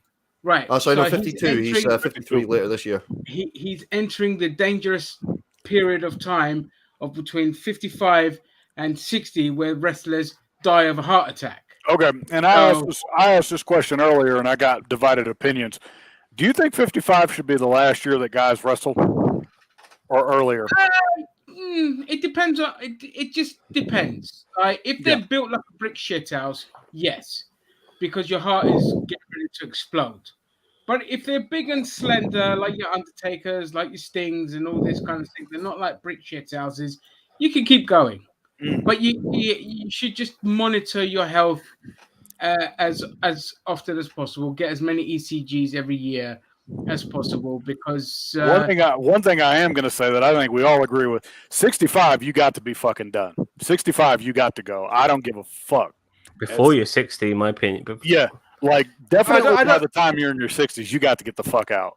I don't know. I mean, like, you see, the thing is, the Sting fan in me is glad that he's still wrestling, even though he's jumping off fucking scaffolds at 60, whatever it is, 62, 63. 63. yeah. But, I mean, God bless the man. I mean, for a 63-year-old, I think it boils down to the individual. Like, Yeah. just, if you're a specimen of a human like Sting is, and you can keep going, and still be somewhat reasonable at your game, then just keep going. And the thing is, if you've got nothing to lose, fine. But if you've got like family and other people to look after, yeah, you have to. I think you have to be very, very careful. And people built like a brick shit house. Like, okay, it's more so in the steroid era of wrestling, where the number one cause of death was heart attacks. But Triple H, God knows if he did steroids back in the day or not. We don't know. There's always been the stories that he did steroids and human growth hormone, and he's had periods where he's noticeably shrunk, which he's come off the steroid cycle. Heart attack. He had a heart attack, right? There's the evidence is there that he must have done it because he had the very same thing that everyone has at that age when they're too massive. Your heart cannot function anymore. So not to mention what that does to your testosterone too. That completely fucks up your testosterone levels. Exactly, your testosterone levels, your risk of cancer, and all this kind of thing. So it's the right call. He should not go back in the ring. He's at a point where his heart could literally just stop, and he could collapse in the middle of a ring. We've seen Triple H at the Hall of Fame next year. Yes or no? Do you think Punk and Triple H will make amends? No. Shit, Isn't he already in the Hall of Fame? Or is it as part of DX, but we're talking about, for like his individual contributions. Oh, yeah. Next year, definitely. Yeah, now that he's announced his retirement, next year you put him in. It's inevitable anyway. At some point he's going in regardless. Yeah, do you think Punk and Triple H will ever make amends? Fuck no. Fuck no. They hate each other. No. They hate each other. You have more chance of a sex tape of Hillary Clinton and Donald Trump leaking than that happening. Yeah, exactly. Well, Vince and Bret Hart made amends. Anything's possible. No, I don't think so. Not the way it ended between Punk and WWE. There's just no chance. You don't get a problem as protruding as Triple H is without having a steroid. Yeah, that's true. You don't. That's true, Liam. That's true. Well, Ginger Greek.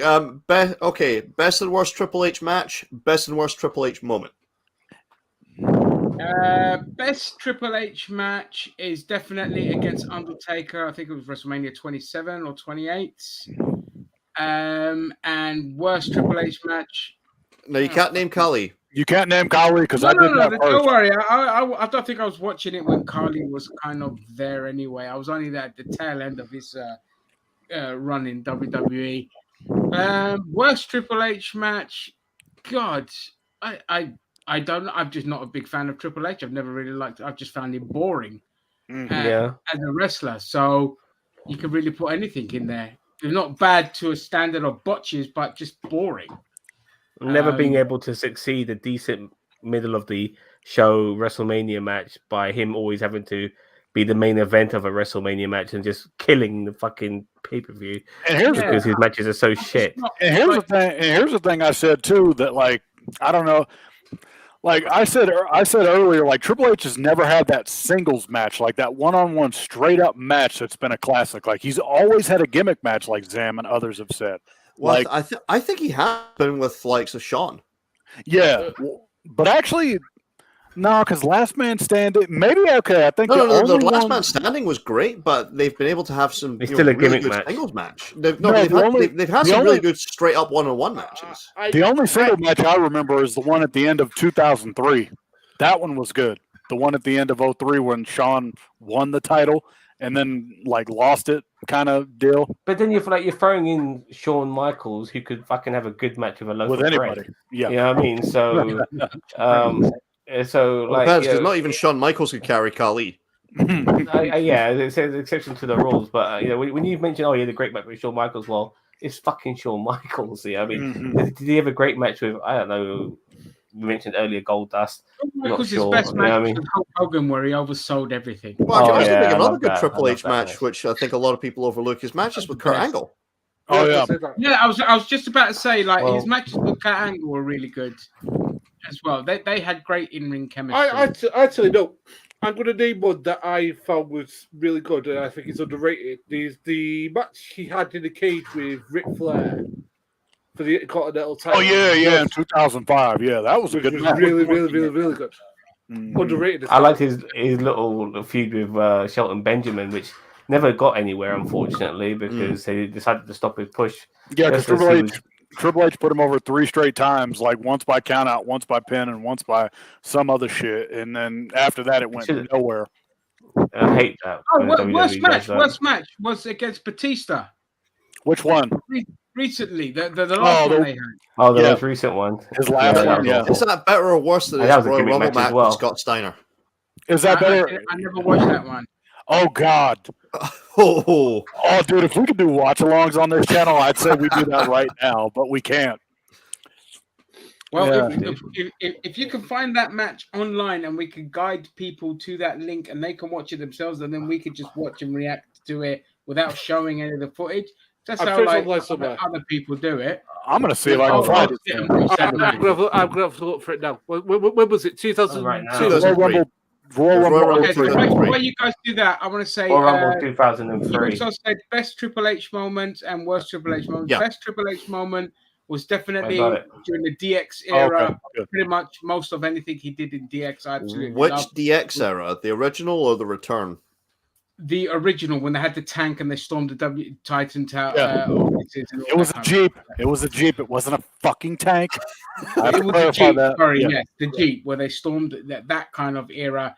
He was good there. Worst moment, absolutely, was when he buried Booker T. Oh yeah, they had that massive build up, and it just came to Triple H. Actually, I've got one that's worse. Triple H's wacky fucking facial hair in 2006. I hated that so fucking much. The mutton chop era. I hated it. Okay, cool. The link's in the private chat and the main chat. I'm muting it. Yeah, mute that shit. We have to give a countdown. Yeah, and we don't have to mute it. Just as long as you got your headphones in, you're fine. Yeah. Okay. Okay, but yeah, I'm gonna give a countdown and then we start watching. That's for No Way. That's for No Way Out. That's a different one. That's Royal Rumble. No, this is. Oh no, that's No Way Out. You're absolutely right. I'm so sorry. Royal Rumble 03 is what you're looking for. It's all right. I found it. Found it. Link it. Put it in the private chat, man. It's in bits, but I've got it. No, we need the full match, dude. Yeah, we need the full thing. We need the full thing. We can't just have it in bits. Let's see if I can find it. Okay, yeah, No Way Out. God damn it. If you can't find it, that's spinning that wannabe here. They don't have it on YouTube. I don't. I got a 3-minute version. Vivo. Is it Vivo? What's the name of that other streaming platform? Vimeo. Yeah, Vimeo. You got fucking Daily Motion as well. Daily Motion, yeah, we could try that shit. Try that. Yeah, they've all got in parts though. Openly advocating piracy on the channel. Yeah. Also, by the way, this is random, but fuck Nintendo. It just needs to be said. Speaking of piracy. Well, fuck Nintendo, even though I just bought Kirby. Yeah. Hey, Kirby looks the shit. Have you seen it? I played the demo. I'm gonna buy the fucking game as soon as we're done. Yeah, I'm gonna go pick it up tomorrow. Yeah. I'm not wasting any time on that. It looks amazing. That Vimo ain't got shit. Let me try fucking blow motion. Which is the second one's better? I think we may have to just look for us another time, guys. Yeah, this is it. Yeah, it's just somebody posted the link. Oh, okay. They got it. Oh, yeah. Here we go. Okay. Yeah, not the best of quality, but it's watchable. Was it in the private? Yeah. Yeah. I think it goes in parts, but that's okay. Oh, yeah, okay, we'll start with part 1. Okay, I gotta stop. Hold on, let me post it in the main chat. 1 second, guys, so everyone else can get a look at this. So we're just gonna watch this right now. Yeah. Might as well. Let me. That's part 1. 1 second. Let me give him part 2 as well. That's part 1. William, have you seen the is it the best AXN Teenage Mutant Ninja part 2 figures? The what? Sorry. I can't remember what the name of the company is. Best AXN. They got like the Casey Jones and Shredder and Foot Soldier now coming out. I haven't seen those yet. I'll send you links now. while Cool. we do this. I think it's in like a collectathon thing. Okay, there we go. Okay, tell me when you're ready and I'll do a countdown. Okay. Well, you can do the countdown. I'll press play. I'm at 0 seconds. Yeah, I'm at 0. Okay. Same here. Okay, you can do a 5, countdown. I'll press play. 4, 3, 2, 1, 1. play. Done. Oh, look, there's clean shaven Triple H for you. It's so fucking weird. I hate it. Actually, I like it, but it's weird. It's William Facebook. Well, This- can't get better than 380p. May Yeah. the pixels be with you, motherfuckers. It is what it is. Yeah. Yeah, just scroll down and you'll see like the Casey Jones, the Shredder, and the Foot Soldier. Cool. I've ordered the turtles already, and I'm The just video waiting. Yeah, the video package when Triple H is like, "Yeah, I'm the best of all time," and all that other bullshit. Okay, he's still got that fucking Hunter Hearst Helmsley vibe about him. Yep. Lex Luthor looking ass I did go motherfucker. back to that look in 2003. Oh, Val Venus is as Eric Bischoff's like assistant or whatever the fuck. Chief Morley. Yeah. oof! I still cringe at headshots. Yeah, we'll never see that again, thank God. Yeah. Oh, we saw it in AEW.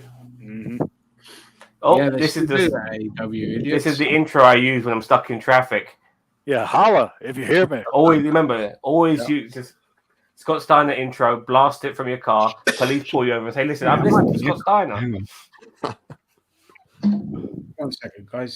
I'm gonna take your fat ass out at the Royal Rumble.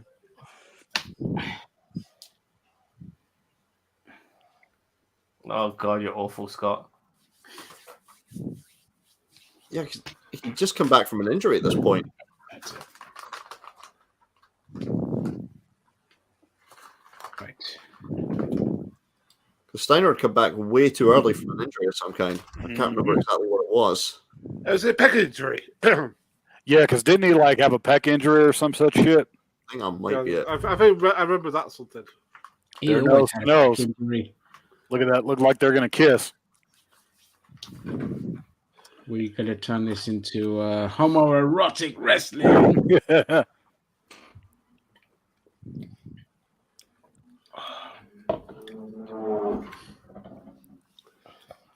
Oh yeah, and then What do they you guys started think of doing that chainmail shit? These segments Oh, I were remember this. appeared on Arm Raw. wrestling. this is when they started doing like the arm wrestling and the pose downs and all that stupid shit.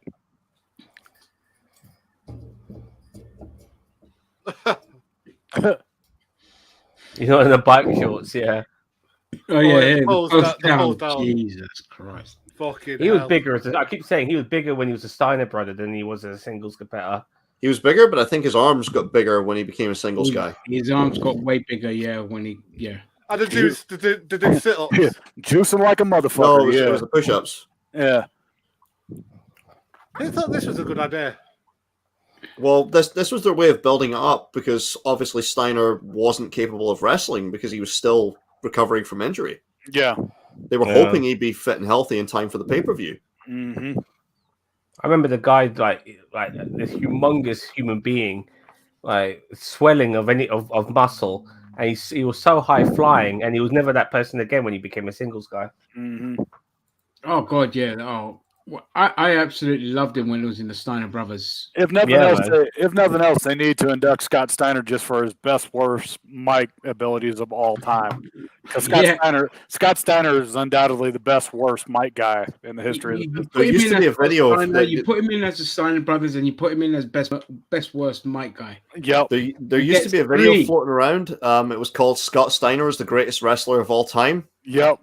And it was a I think I remember compilation. seeing it. Yeah. It was a compilation of things, where he was botching on the microphone or he was saying like some really inappropriate shit. I can remember Survivor Series 2002. Give me the fucking mic. Chris Hero has told the story about how he and a bunch of guys were over in Japan, and they had just watched this video on YouTube. So they all made like a bet with each other that they all had to say something from Scott. They all had to say or do something from Scott Steiner as the greatest wrestler of all time. And Chris Hero was working the main event against Misawa. And he had to basically do the thing where Steiner said to, I can't remember if it was Trish Stratus or Jackie Gator, but he said to her, "Are you going to suck my dick or what?" But he said that to Misawa. Misawa didn't understand him, but he thought Chris Hero had his hand out. Thank fucking God for Hero that Misawa did not understand him, otherwise he would have eaten his own teeth.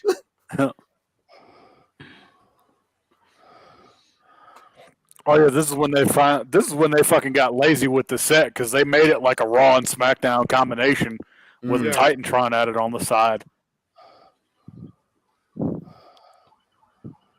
Triple H wearing red tights. Who won this Royal Rumble? Brock Lesnar won the Royal Rumble that year.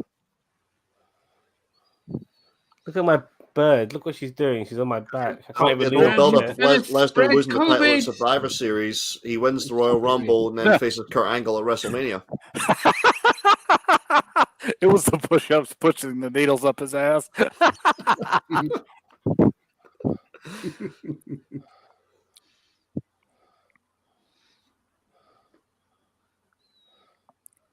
Time to play the game. Oh my God, fucking these wrestling entrances. I always hate them. They're so long.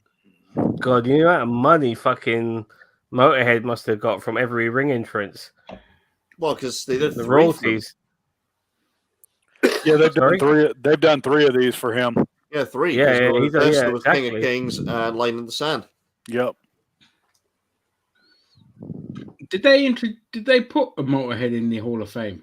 No, but we want him to go in there, though. We want Lemmy to go in. We've said that because Triple H sometimes would often pull double duty. Next year, it should be a case of he not only goes in, but he also inducts Lemmy. Yeah, he should. And somebody should put Jim Johnson in there as well. I know, that's one name that needs to be fucking in there. Like, I'm like, dude, come on. He is WWE. Yeah. Them letting him go was a big fucking mistake.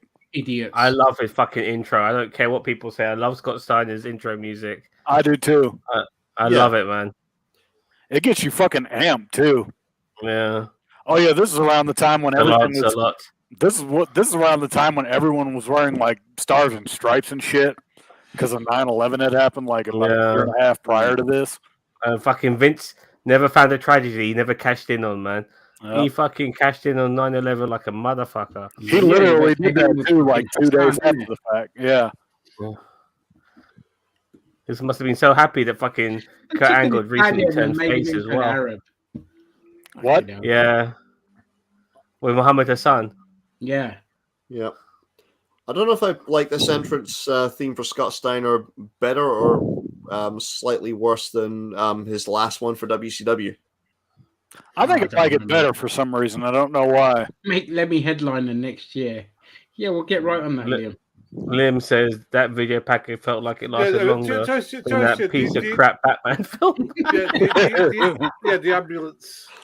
My issue, by the way, I'm not going to give away too many spoilers. Speaking of, how is that? Because I'm planning on seeing the Batman. Yeah, I didn't like the ending. Good. I liked it. I've got to say, I liked the Batman movie for the most part. Yeah, the last act is a little bit too Hollywood. Okay. That's all I can say. Let's not say anything else. I don't want to spoil it. Yeah. Good to know. Good to know. Okay. Very good. It's Seven meets Zodiac.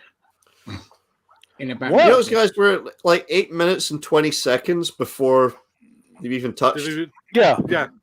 So 10 minutes. We're halfway through the first part of this video. And, we could have fucking skipped this part. We could have just said, fuck this. We could have just gone straight to part 2. We wouldn't have missed much. Oh yeah, this is around the time. This is around the time when Earl started giving them shit. Like he was like, "Y'all ain't touching me. You better not fuck with me. I ain't having it." I sweet Brett. Well, Liam didn't like the film. That's fair enough. And not Batman. Ass. Liam saying Batman was utter ass. Yes. Not ass in a good way, like Mr. Ass. Wait, I thought we were talking about Triple H. Yeah, motherfucker, I'm gonna fuck you up. Triple H. Let's do this. Greatest match of all time. Yeah.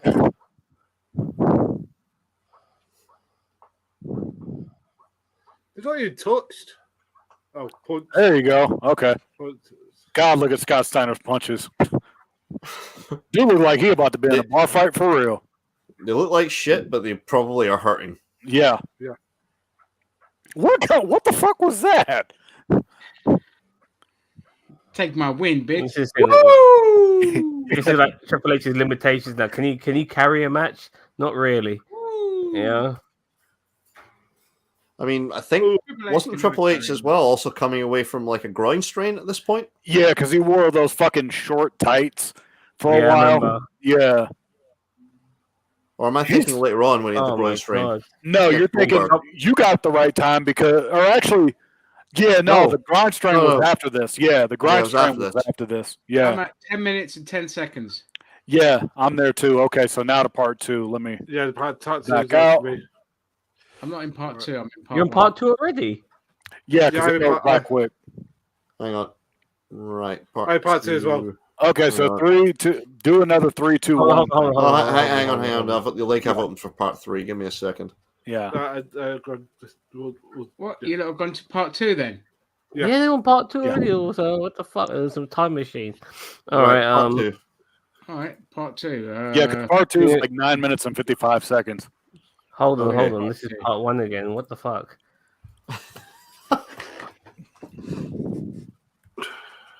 Okay, I got part 3. Yeah, you're way How up. many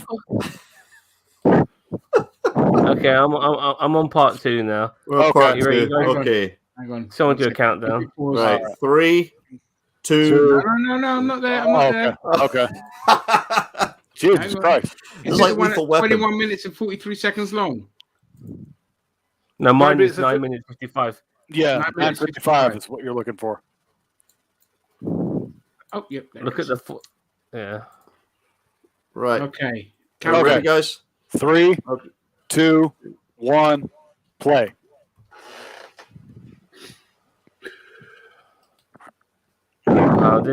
This video was uploaded 13 years ago. I had no idea Dailymotion was that old. Yeah, Yep. Deadly Motion's been around for a minute. Yeah, mate. I remember when they were one of the first ones to say, yeah, no time limit. You could use as much time as you want. Yeah, Yep. that's right. All right, so Scott Steiner's just picked up Triple H and thrown him down. Yeah, for Gorilla Press Slam, yep.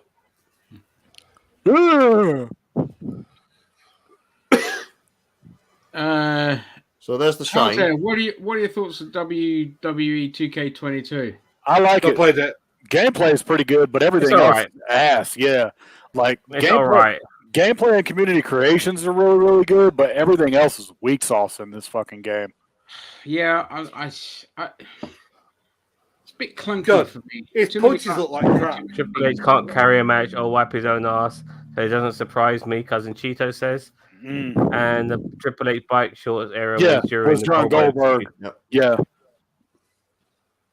into the ring post. Woo! I never really saw him in red tights until now. Really, Yeah. he always would. You know, he his always were wore dark Mostly colours. black, but you've Yeah. seen him Yeah, in like black, purple. dark green, purple. Oh, what a vicious push that was! Right. My God, Right into the barricade. that was vicious. Yeah. Oh, suplex. Suplex, yeah. Here we go. And And a lot of people think those WWF rings are like, they've got some give. Not a lot. Those WWF rings are stiffer than fuck. Well, no, those what this is round about the time where they actually did change the ring. Oh, yeah, because they did soften it up just a tad bit. Yeah, it was about 2000. I want to say late 2002. They actually did change the rings over. Yep. Because when Stone Cold used to wrestle, he said like around like 97 to like 2002, 2003, those rings were stiff as shit. Yeah. Oh, into the buckle. Yeah, that shit had to hurt for real because Steiner threw his ass into that buckle. Oh, what a devastating elbow drop. oh my God, vicious violence. Kind of looks like he's gassed already. To be Yeah, truth. yeah, whiff. Put him in the walls of Jericho. Yeah, is that what he's going for? Yeah, Boston Crab at least. God, Yeah, the Boston crowd, Crab. Yeah. the crowd's dead. Yeah, crowd don't give a fuck. Did the crowd ever give a shit when it was Triple H? I think only when he came back from injury. Yeah, that was his biggest babyface pop he ever had, and then Yeah. I don't think he ever got that reception matched again. No. For those of you just joining us, this was a career of Triple H retrospective because his fucking head issues. So he announced his retirement today. He'll be officially announcing it tonight on the We are Stephen now A. watching Smith arguably the show. worst. Oh match no! in Look, history. he's just an Ultimate Warrior on him. Steiner knows so much than he lives. Honestly, I got flashbacks to the Ultimate Warrior when he did that shit. Yeah. Look at this bear hug. It just looks like Triple H is like, I can't believe I got to sell this shit. On part 2, we have 3 minutes, Yeah, 31 you think when seconds. Steiner Tito. grabs him like that, he's going to go for an overhead belly to belly? Yeah.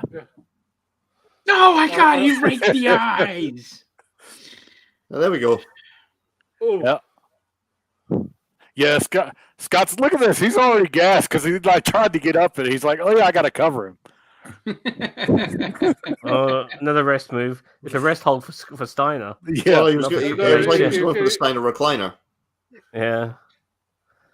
Ah, come in there and helicopter my dick in your face. Woo! Yeah. And here's Grandpa. Okay, here's a distraction now. Yep. Back away, Grandpa. God, if we made this into a drinking game, we'd get fucking plastered just by like calling out cliches. Or for those of you that are straight edge and drink water or soda, you'd probably have to pee. There we go. Yep, here we go. Oh man. Oh! That's the thing. I actually do like that kind of getting the boot up because that was what Razor Ramon used to do. Yeah.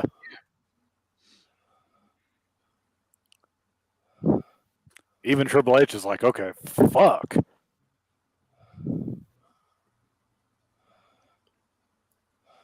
Yeah, the stomping cliche. Like my like issue with wrestling is like Triple H is just taking a ton of punishment. He gets one hit back, all of a sudden he's on top. And wrestling's always been like that, and stuff like that really pisses me off. It's very cliched.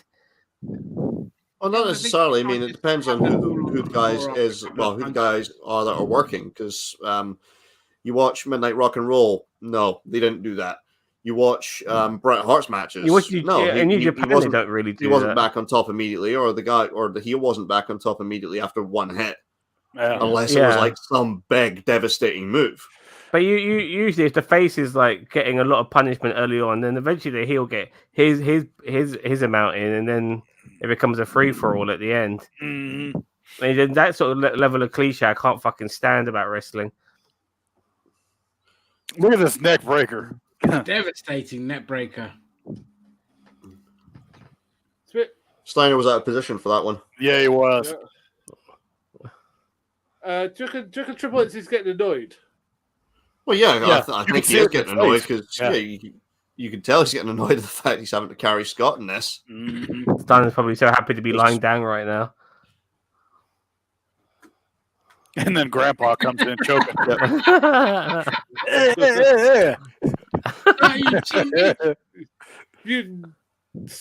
You don't put that anywhere near his neck. My hair around here. The irony, the fucking irony is that Flair and Steiner were like a fucking duo 2 years before this. Yeah. Yeah, them two go way back. Yeah. Another day breaker. So 2. Nope. Oh, I'm shocked. But unfortunately, that clothesline neckbreaker spot just looked so telegraphed. Oh, like really really sloppy. bad. Flair's gonna have a stroke. What, in front of another air hostess? Jesus Christ. Oh god.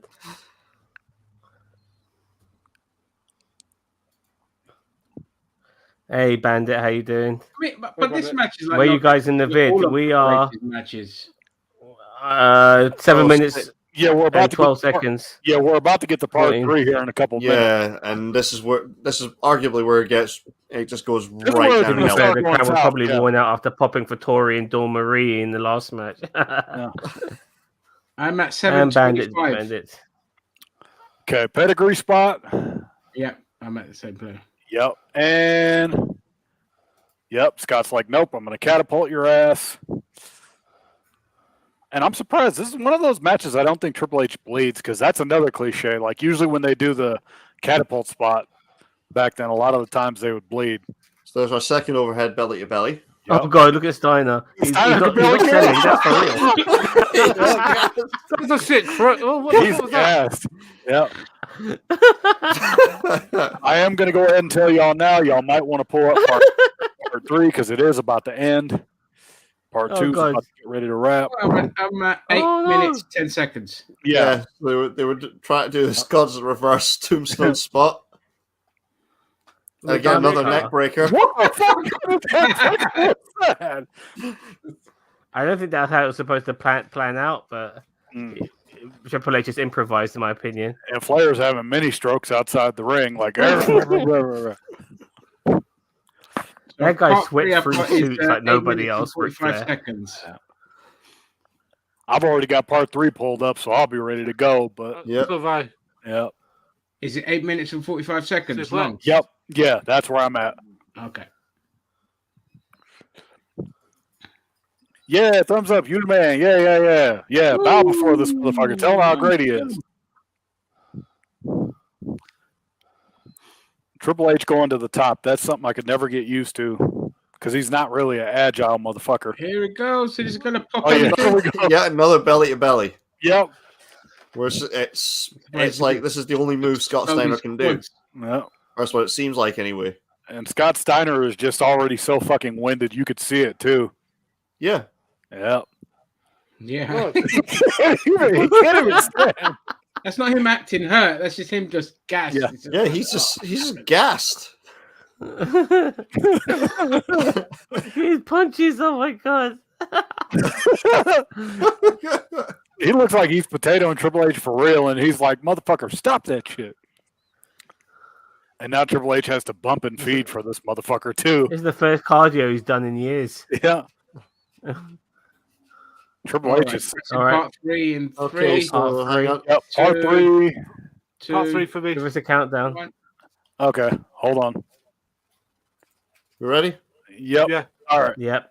3, 2, 1, play. It's a mute for me. Belly to belly. So that's number 4. Yep.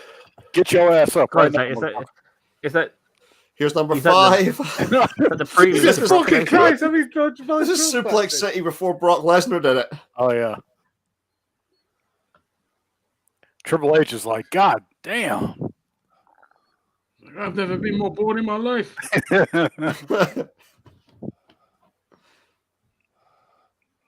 Look at the fans. The fans are bored shitless. Oh yeah, Number there. 6. Number 6. Oh, but this time it was a spinning. Oh, what a vicious clothesline from the back.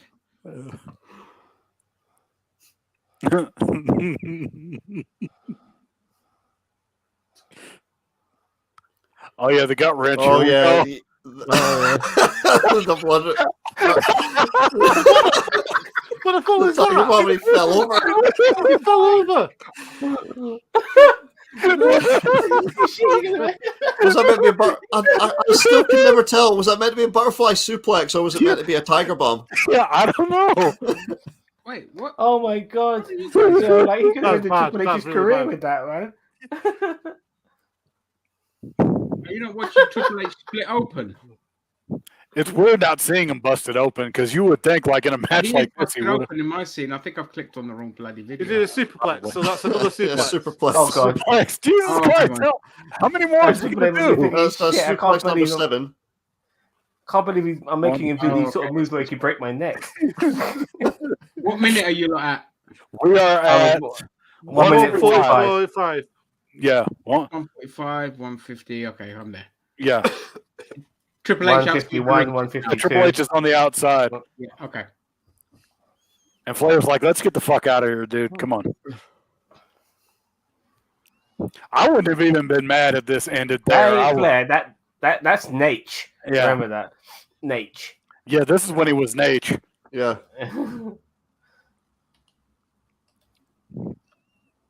I'm surprised he didn't whip Flair's ass. Oh, he's I got the think- world title belt. A year earlier, Flair and McMahon nearly stole the show. Yep. Flair is such a caricature. Oh. He said, "Fuck that." Well, I love Salt Slayer sometimes. I really. Yeah, No, Flair, here he is. now he's Triple H bleeding. is busted Oh, open. he's leading now. Take a drink. There you go. You Ask and you shall receive. Yeah, take a drink. Triple H is bleeding.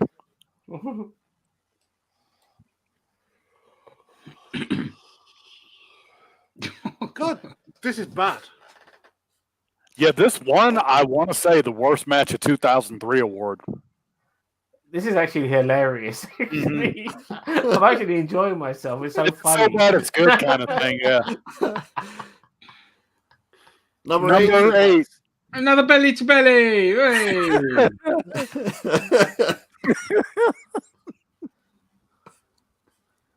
Oh, the crowd's just booing now. They're like, "Fuck this." I remember watching this for the first time and I hated it. Never looking back at it. It's hysterically funny.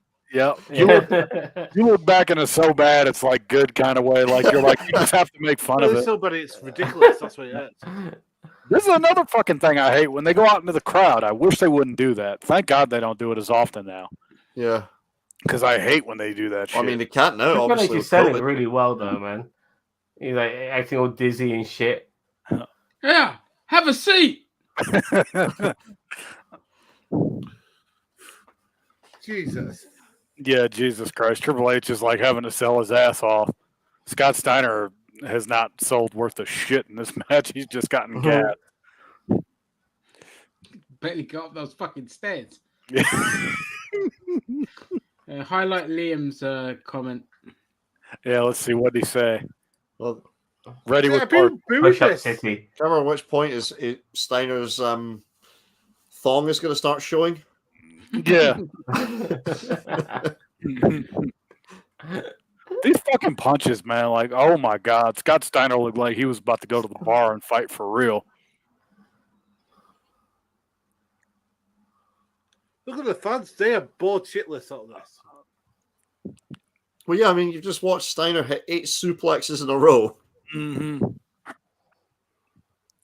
Nature's sitting here, yeah. I mean, it's not like you're watching Benoit or Angle hit 3 rolling continuous Germans. Yeah, Benoit and Angle. Yeah, Benoit and Angle. A suplex, then a breather, then a suplex, then a breather. Yeah. They're struggling to get up the stairs. Bye, Earl. Yeah, it's a disqualification. Oh, see ya, Earl. Yeah, see ya, Earl.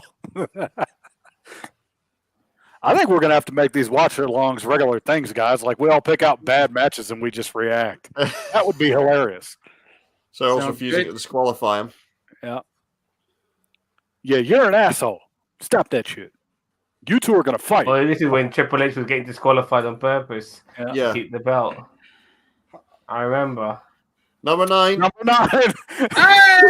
Hey! Wow, this is Scott Steiner Suplex City. Yeah. Suplex City 15 years earlier, but nobody gave a shit. Yeah. Look at these punches. Those are really bad. It's like Mr. Burns. The original Suplex City where all roads have potholes, the street lights are out, and the buildings have fallen down. Well said, Liam. I mean, Steiner has maintained for years that Triple H fucked him in this match. No, Steiner, you fucked yourself, dude. Steiner fucking screwed Steiner for being so out of shape for this. What kind of kick out was that? I like the fact that people scream for the end because they want the end to come. Yeah, they're ready for this to be over. I was ready 15 minutes ago. I don't want this to end. No, are we gonna get a perfect 10 for the suplexes? Here it comes, Sam's favorite weapon of all time. God, I hate the sledgehammer so much. I was just mentioning earlier, Ginger, how stupid the sledgehammer is. The guy holds the fucking sledgehammer by the meat of the fucking bat all the time. I mean, they could have at least got a rubber prop one. So exactly. And there goes Earl. Oh, God. Yeah, there it is. And they throw it out. I think that's it. Qualification on a pay-per-view. Yeah. This was a standard fare for Triple H at one point. We would get disqualified, and then next match there maybe be no DQ, or at least there would at least be a rematch. Yeah.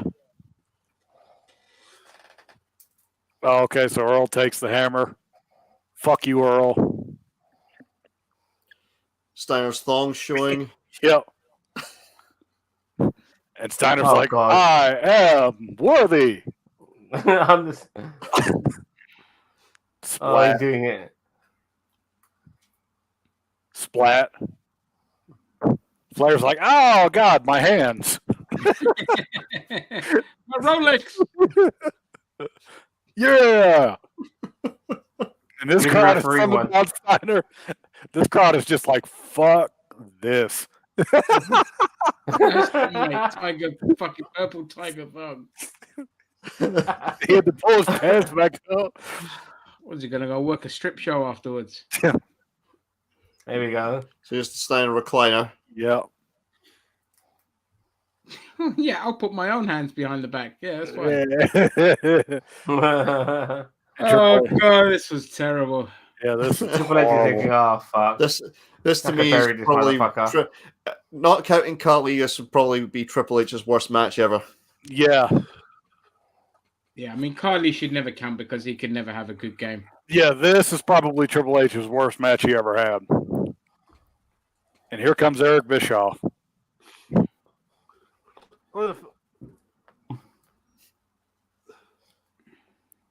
Yeah, break the hold. And then he lets go of it like, fuck this. And then they have to act all intimidated. Like, oh my God, you hurt my world Yeah, champion. but we go like this is the thing here. Like we go on about this being Triple H's worst match, but you got to blame Scott Steiner for that. Oh, yeah. You Scott know, Oh Steiner yeah, didn't do- absolutely, More to do 100%. Like the match he had against Jericho in WrestleMania 18. That these are two guys who can wrestle, and the match was fucking awful. Yeah. Yep. Well, because there was so much in that match. I mean, it was more Triple H versus Stephanie McMahon than it was Triple H versus Jericho. It's like Jericho was completely inconsequential. Yeah. Also, that match had to follow Rock versus Hogan as well, which was impossible. And it took Stephanie McMahon getting pedigreed almost on her tits to fucking get the crowd to pop. Yeah. Oh, and speaking of Rock versus Hogan, I mean, I don't know if you guys have heard it yet. Jim Cornette buries Dave Meltzer Hip Hop Edition. Oh, no, I have not heard that. Oh, it's really funny. I would definitely advise listening to it, but it's funny to remember that Dave Meltzer rated Hogan versus Rock as, I think, 3 stars. Mm. And You go yet back and he's you go back it's an and you all-time watch that match. classic. Yeah. And but he's rated almost as many AEW matches 5-star and above as he has WWE matches in their entire existence. Okay, thank God that's over. Meltzer is just not the fucking not reliable. It's like going to IGN for a reliable source of review. Yeah. It's just Okay. just Dave makes Meltzer- it up as he goes along. Dave Meltzer wants a job. That's why he's rating That's everything it, he so just fucking wants a high the job. way it is. Yeah. Monkey face. He wants a job. He wants to work for AEW because he's in love with them so much. No, Yep. That- Hang on, that- I just wanted to get your guys' reaction to this, actually. listen, Okay, yeah, put it in the chat and then we put it can. in private chat. Dave Meltzer, Jim Cornette, Dave Meltzer, hip hop. Let me find it. Meltzer has lost the plot. Yeah, he lost it a long time ago, dude. Yep, big time. Right, found it. Give me a sec. This is the same motherfucker that said Mabel was going to be the third man in the NWO, and people actually paid for that shit.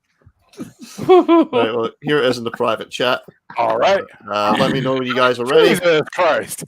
All right. Oh my God. Oh my God. I was not ready for that. Why didn't you warn me first? Are we able to put this in the are we able to show this? Are we going to get Premium. copyrighted? Probably not actually, because I mean the If guy. there's no WWE footage, then we can actually. Yeah, there's wrestling footage in here. So there's a little bit of wrestling footage. no, Yeah, I wouldn't right. put it on the thing. Not worth the risk. Well, let me just post this in the main chat then. as yeah. well Put the for link in the everyone main else again. chat for the guy. For Here you everybody go, to guys. see. We're gonna watch this now. Yeah, and then we'll do a countdown from 3, 2, 1, blah blah blah. All right, give us a countdown when you guys are ready. Yeah, I'm ready when y'all are. All right, 3, Guys? 2, 1, play. California. Oh God!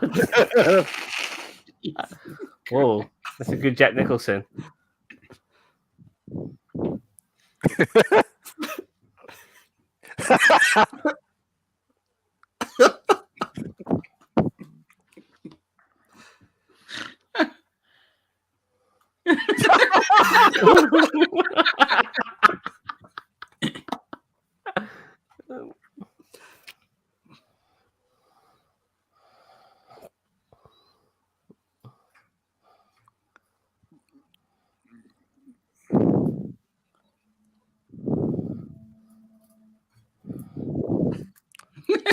Wrestling brain, man.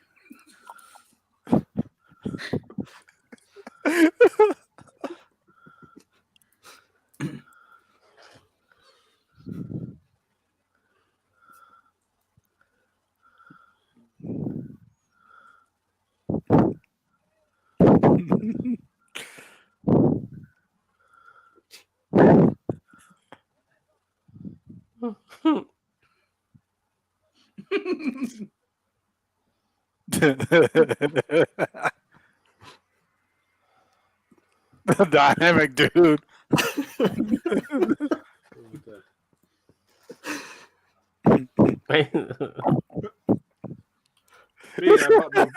not ready. My mic's up to there. Oh, dude, they've got a Jim Cornette Barry's AEW Hip Hop Edition. Oh shit! Yeah. Okay, I got to put that one on. Press that. Yeah, give me a second because I got to find it again. Okay. Right. But just while you guys are finding that, I mean, well, I can't remember what the tipping point was for Cornette when it came to Dave Meltzer. The tipping point. Because I think it was when Meltzer accused Cornette of something when it was to do with his critique of AEW, and he said something. Well, was it the obituary? Was it the obituary he did when Cornette, got all that heat for the chicken joke, or was it No. Or was it AEW over something? Yeah. Oh no. Yeah, because he was comparing. It was either Kenny Omega or it was the Young Bucks. He was comparing one of them to fucking Bobby Eaton. Something like that. Yeah. Yeah, and it sent him over the edge. Okay, I'm linking this now, so give me a second for those that may not be able to find it. I'll put it in the private chat, and then y'all can share it from there. By the way, Jim Cornette in the Hall of Fame? No. Wow. No, he inducted the Rock and Roll Express, but he's not in the Hall of Fame, and he said he won't go in, not for managing Yoko, not for managing Owen or Vader.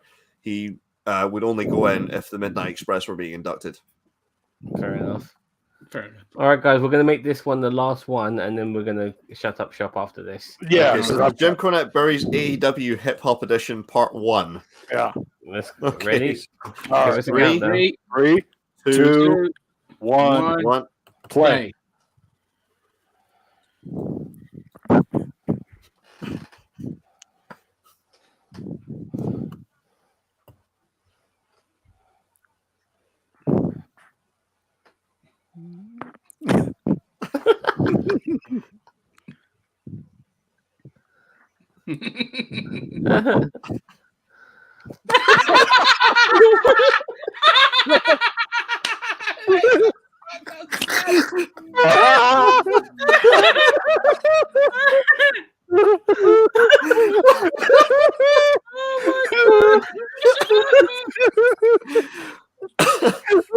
I'm gonna have a seizure.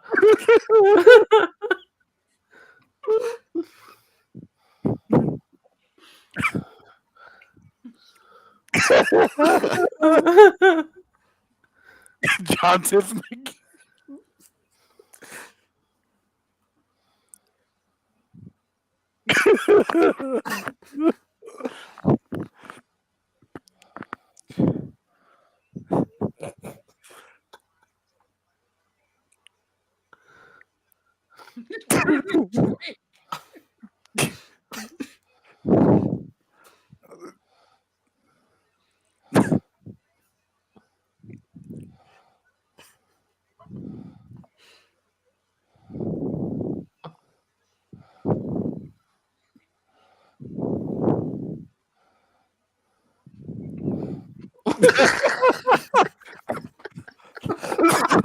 Oh, hell no. Oh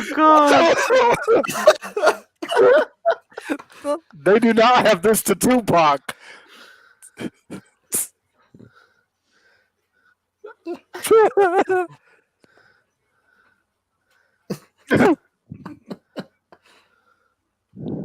Oh God! Buster Rhymes.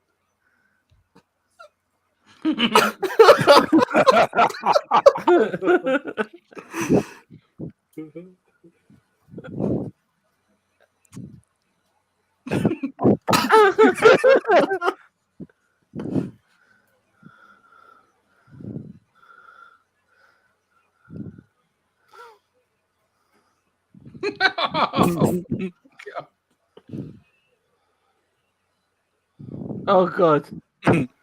What the hell?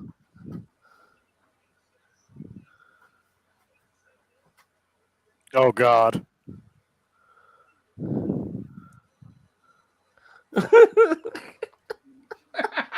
God damn.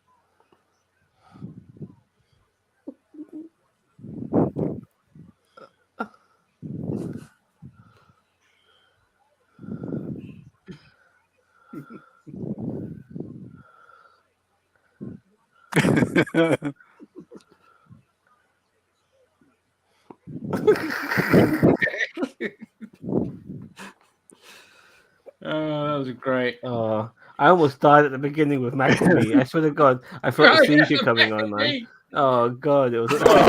Marco Stunt. That was some good shit, Marco Stunt. Oh my God. Oh, thank God I know. Marco Stunt and Joey Janela are gone from AEW fairly soon. Yeah. Yeah, Oh, man. Janella's gone now. Yep. Yeah, well, he said he's not going to re-sign. Yeah. I don't know if he's officially gone from his contract. He's about to be if he's not, but yeah. But I disagree with Cornette about Kenny Omega. I think Omega is a good talent. Yeah, you're in the minority there, mate. Yeah. Nothing special. I've got two words for you. Brian Danielson. That's all I was going to say. That match was great. His match Yeah, was against Danielson can have a Okada. great match with anybody. Okada. His matches with Okada were great. That's because of Okada. Yeah, Okada carried his ass to a great match. Oh, so he did nothing. Come on. No. Not a damn thing. Oh, come on. He did Nothing. something. He can work well with the right guy if he's got people with talent around him. Yeah, if he's got people with talent around him, but I mean, you could say that. I mean, we've just had this massive discussion about Triple H. Really, a lot of people could have said that about him. Yeah, because people always said Triple H never drew. Triple H was the guy that You were the guy that worked with the guy who was drawing the money. That's Kenny Omega. Yeah. That's Kenny Omega. Yeah. Kenny works with the guy that draws the money. Yeah. Yeah. If he left tomorrow, nobody would bat an eyelid except for the IWC fanboys crying. Yep. And even then, I'd laugh at him. I'd be like, yeah. No, I mean, I'd take him over the Young Bucks any day of the week because at least he can wrestle. I'm having a quick look through the AEW Botches Twitter account because he's been keeping track of like how long it's been since certain guys appeared on TV. I'm trying to find it. Well, no, Kenny's been off because he's injured. No, I know Kenny's been off since, because he's been injured, but we're talking about the guys that AEW signed, who really shouldn't have been anywhere near a big time promotion. So the likes of Joey Janela, the likes of Marco Stunt, Jack Evans. How the fuck is Jack Evans still employed? I don't fucking know. Seriously, recommend that guy. Private Party, another one. Well, that's the thing. Private Party, I have no problem with. I mean, those guys, and particularly Isaiah Cassidy, look at the way he put over Keith Lee. Yeah. Holy shit, that's a guy sold for Keith Lee. Yeah. Who'll sell his ass off. That's you want in your roster. Well, that's a good thing then, because other than that, all I see their matches is constant botches. Yeah, I haven't really kept up with AEW in a while. Like CM Punk versus MJF is the only thing I go out of my way for. But once that's over, it's going to be kind of like, okay, it's over. Yeah. If you improve, then I'll take it back. Obviously, I'm not. This is the last update he's had since March 16th. Big Swole, Marco Stunt, Joey Janela. These are like the 6 names he was keeping up with. So Big Swole, Marco Stunt, and Joey Janela gone. Kip Sabian, 353 days since he last appeared on a televised AEW show. Yeah. Damn. Is that the one that's married to Penelope something? Penelope Ford. Yeah. Dr. Luther, 392 days. Jesus Christ. And the last name the AEW Botch has been keeping track of, Sonny Kiss. Number of days since the last appearance in a match on a nationally televised AEW show, 504 days. I wonder if they fired Sonny Kiss and no one said anything about it. No, Sonny Kiss is still appearing on their YouTube show. Okay. Because I wonder who the Sonny Kiss can't wrestle for shit. But I wonder who the Milton Whitums of that. Person, and I don't really want to shit on them because I wonder who the Milton Whitums of that group is. For those of you that watch Office Space and get that reference. Yeah. It's gone over the head of a few people here. I know. Yeah. Like me. You guys never seen The Office or Office Space? It's a fucking great. Office Space. What was the joke? Sorry, I missed it. What did you say? I wonder who the Milton Whitums of that group is. Like they fired him, but nobody told them about it. Yet they're still getting paid. Yeah. Probably Sonny Kiss. Yeah. All right, then, guys. I think we're going to wrap this up now. Yeah, because we're wrapping up something. I mean, it's been an interesting discussion about Triple H and everything else, and everything else that we've discussed tonight. I mean, there's a few things we could discuss at a later date. I mean, I don't know how much you guys paid attention to the news about the passing of Scott Hall and the circumstances around it, but I think we probably could and should have a discussion about the drug use in pro wrestling. Yeah, that'd be a good topic to talk about. The old schedule, how much of a grind it was, how much that's played into a lot of the deaths that we've seen over the years. Yeah, there's other things we can discuss too. Racism angles currently ongoing in both WWE and AEW. And I got something to rant about when we talk about the drugs and wrestling, about how Undertaker's like these fucking kids and their video games. Back in my day, we didn't play the video games. We went out drinking and partying every night. Fuck you, Undertaker. Yeah, I fucking hate these old fucks that are saying. What was it? You don't even need to look as far back as Undertaker.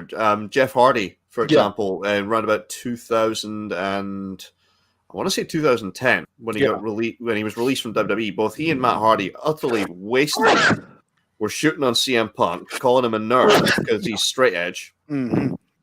And these guys wound up in rehab shortly afterwards, both of them. I remember watching an episode of Up, Up, Down, Down, and these guys are playing video games, and Big Boss Man walks in and says how he can smell the estrogen in the air. You know what I mean? Big Boss Man. No, sorry, not Big Boss Man. Sorry, Big Show. Big Show. Yeah, he was like taking but he's part of that old school era himself. You know, he's actually a wrestler himself. But Big Show's a massive gamer as well. He plays video games. Which is kind of surprising that he made such a degrading comment. Then, you know what I mean? Because he was like basically taking the piss out of all the younger gamers. Yeah, for being a bunch of little girls, you know, and that generation just never had a hobby. Their hobby was drinking and taking drugs. Our generations have hobbies. Scott Hall even said that in an interview. He said, "Look, back in my day, the video game was Pong." Yeah. If we had that, maybe I would have played video games more. But for me, my hobby was taking pills and drinking. Exactly. And banging groupies. Exactly. Yeah. So Yeah, fuck the Undertaker. That's all that needs to just be said. Anyway, we can save that for a future discussion, particularly Yep. if WrestleMania is the utter shit, as we expect it probably is going to be. Well, Are we doing? are you guys? Love to Are you get Doing guys? a preview? Are we going to do a preview of WrestleMania? Because I know people have been asking that.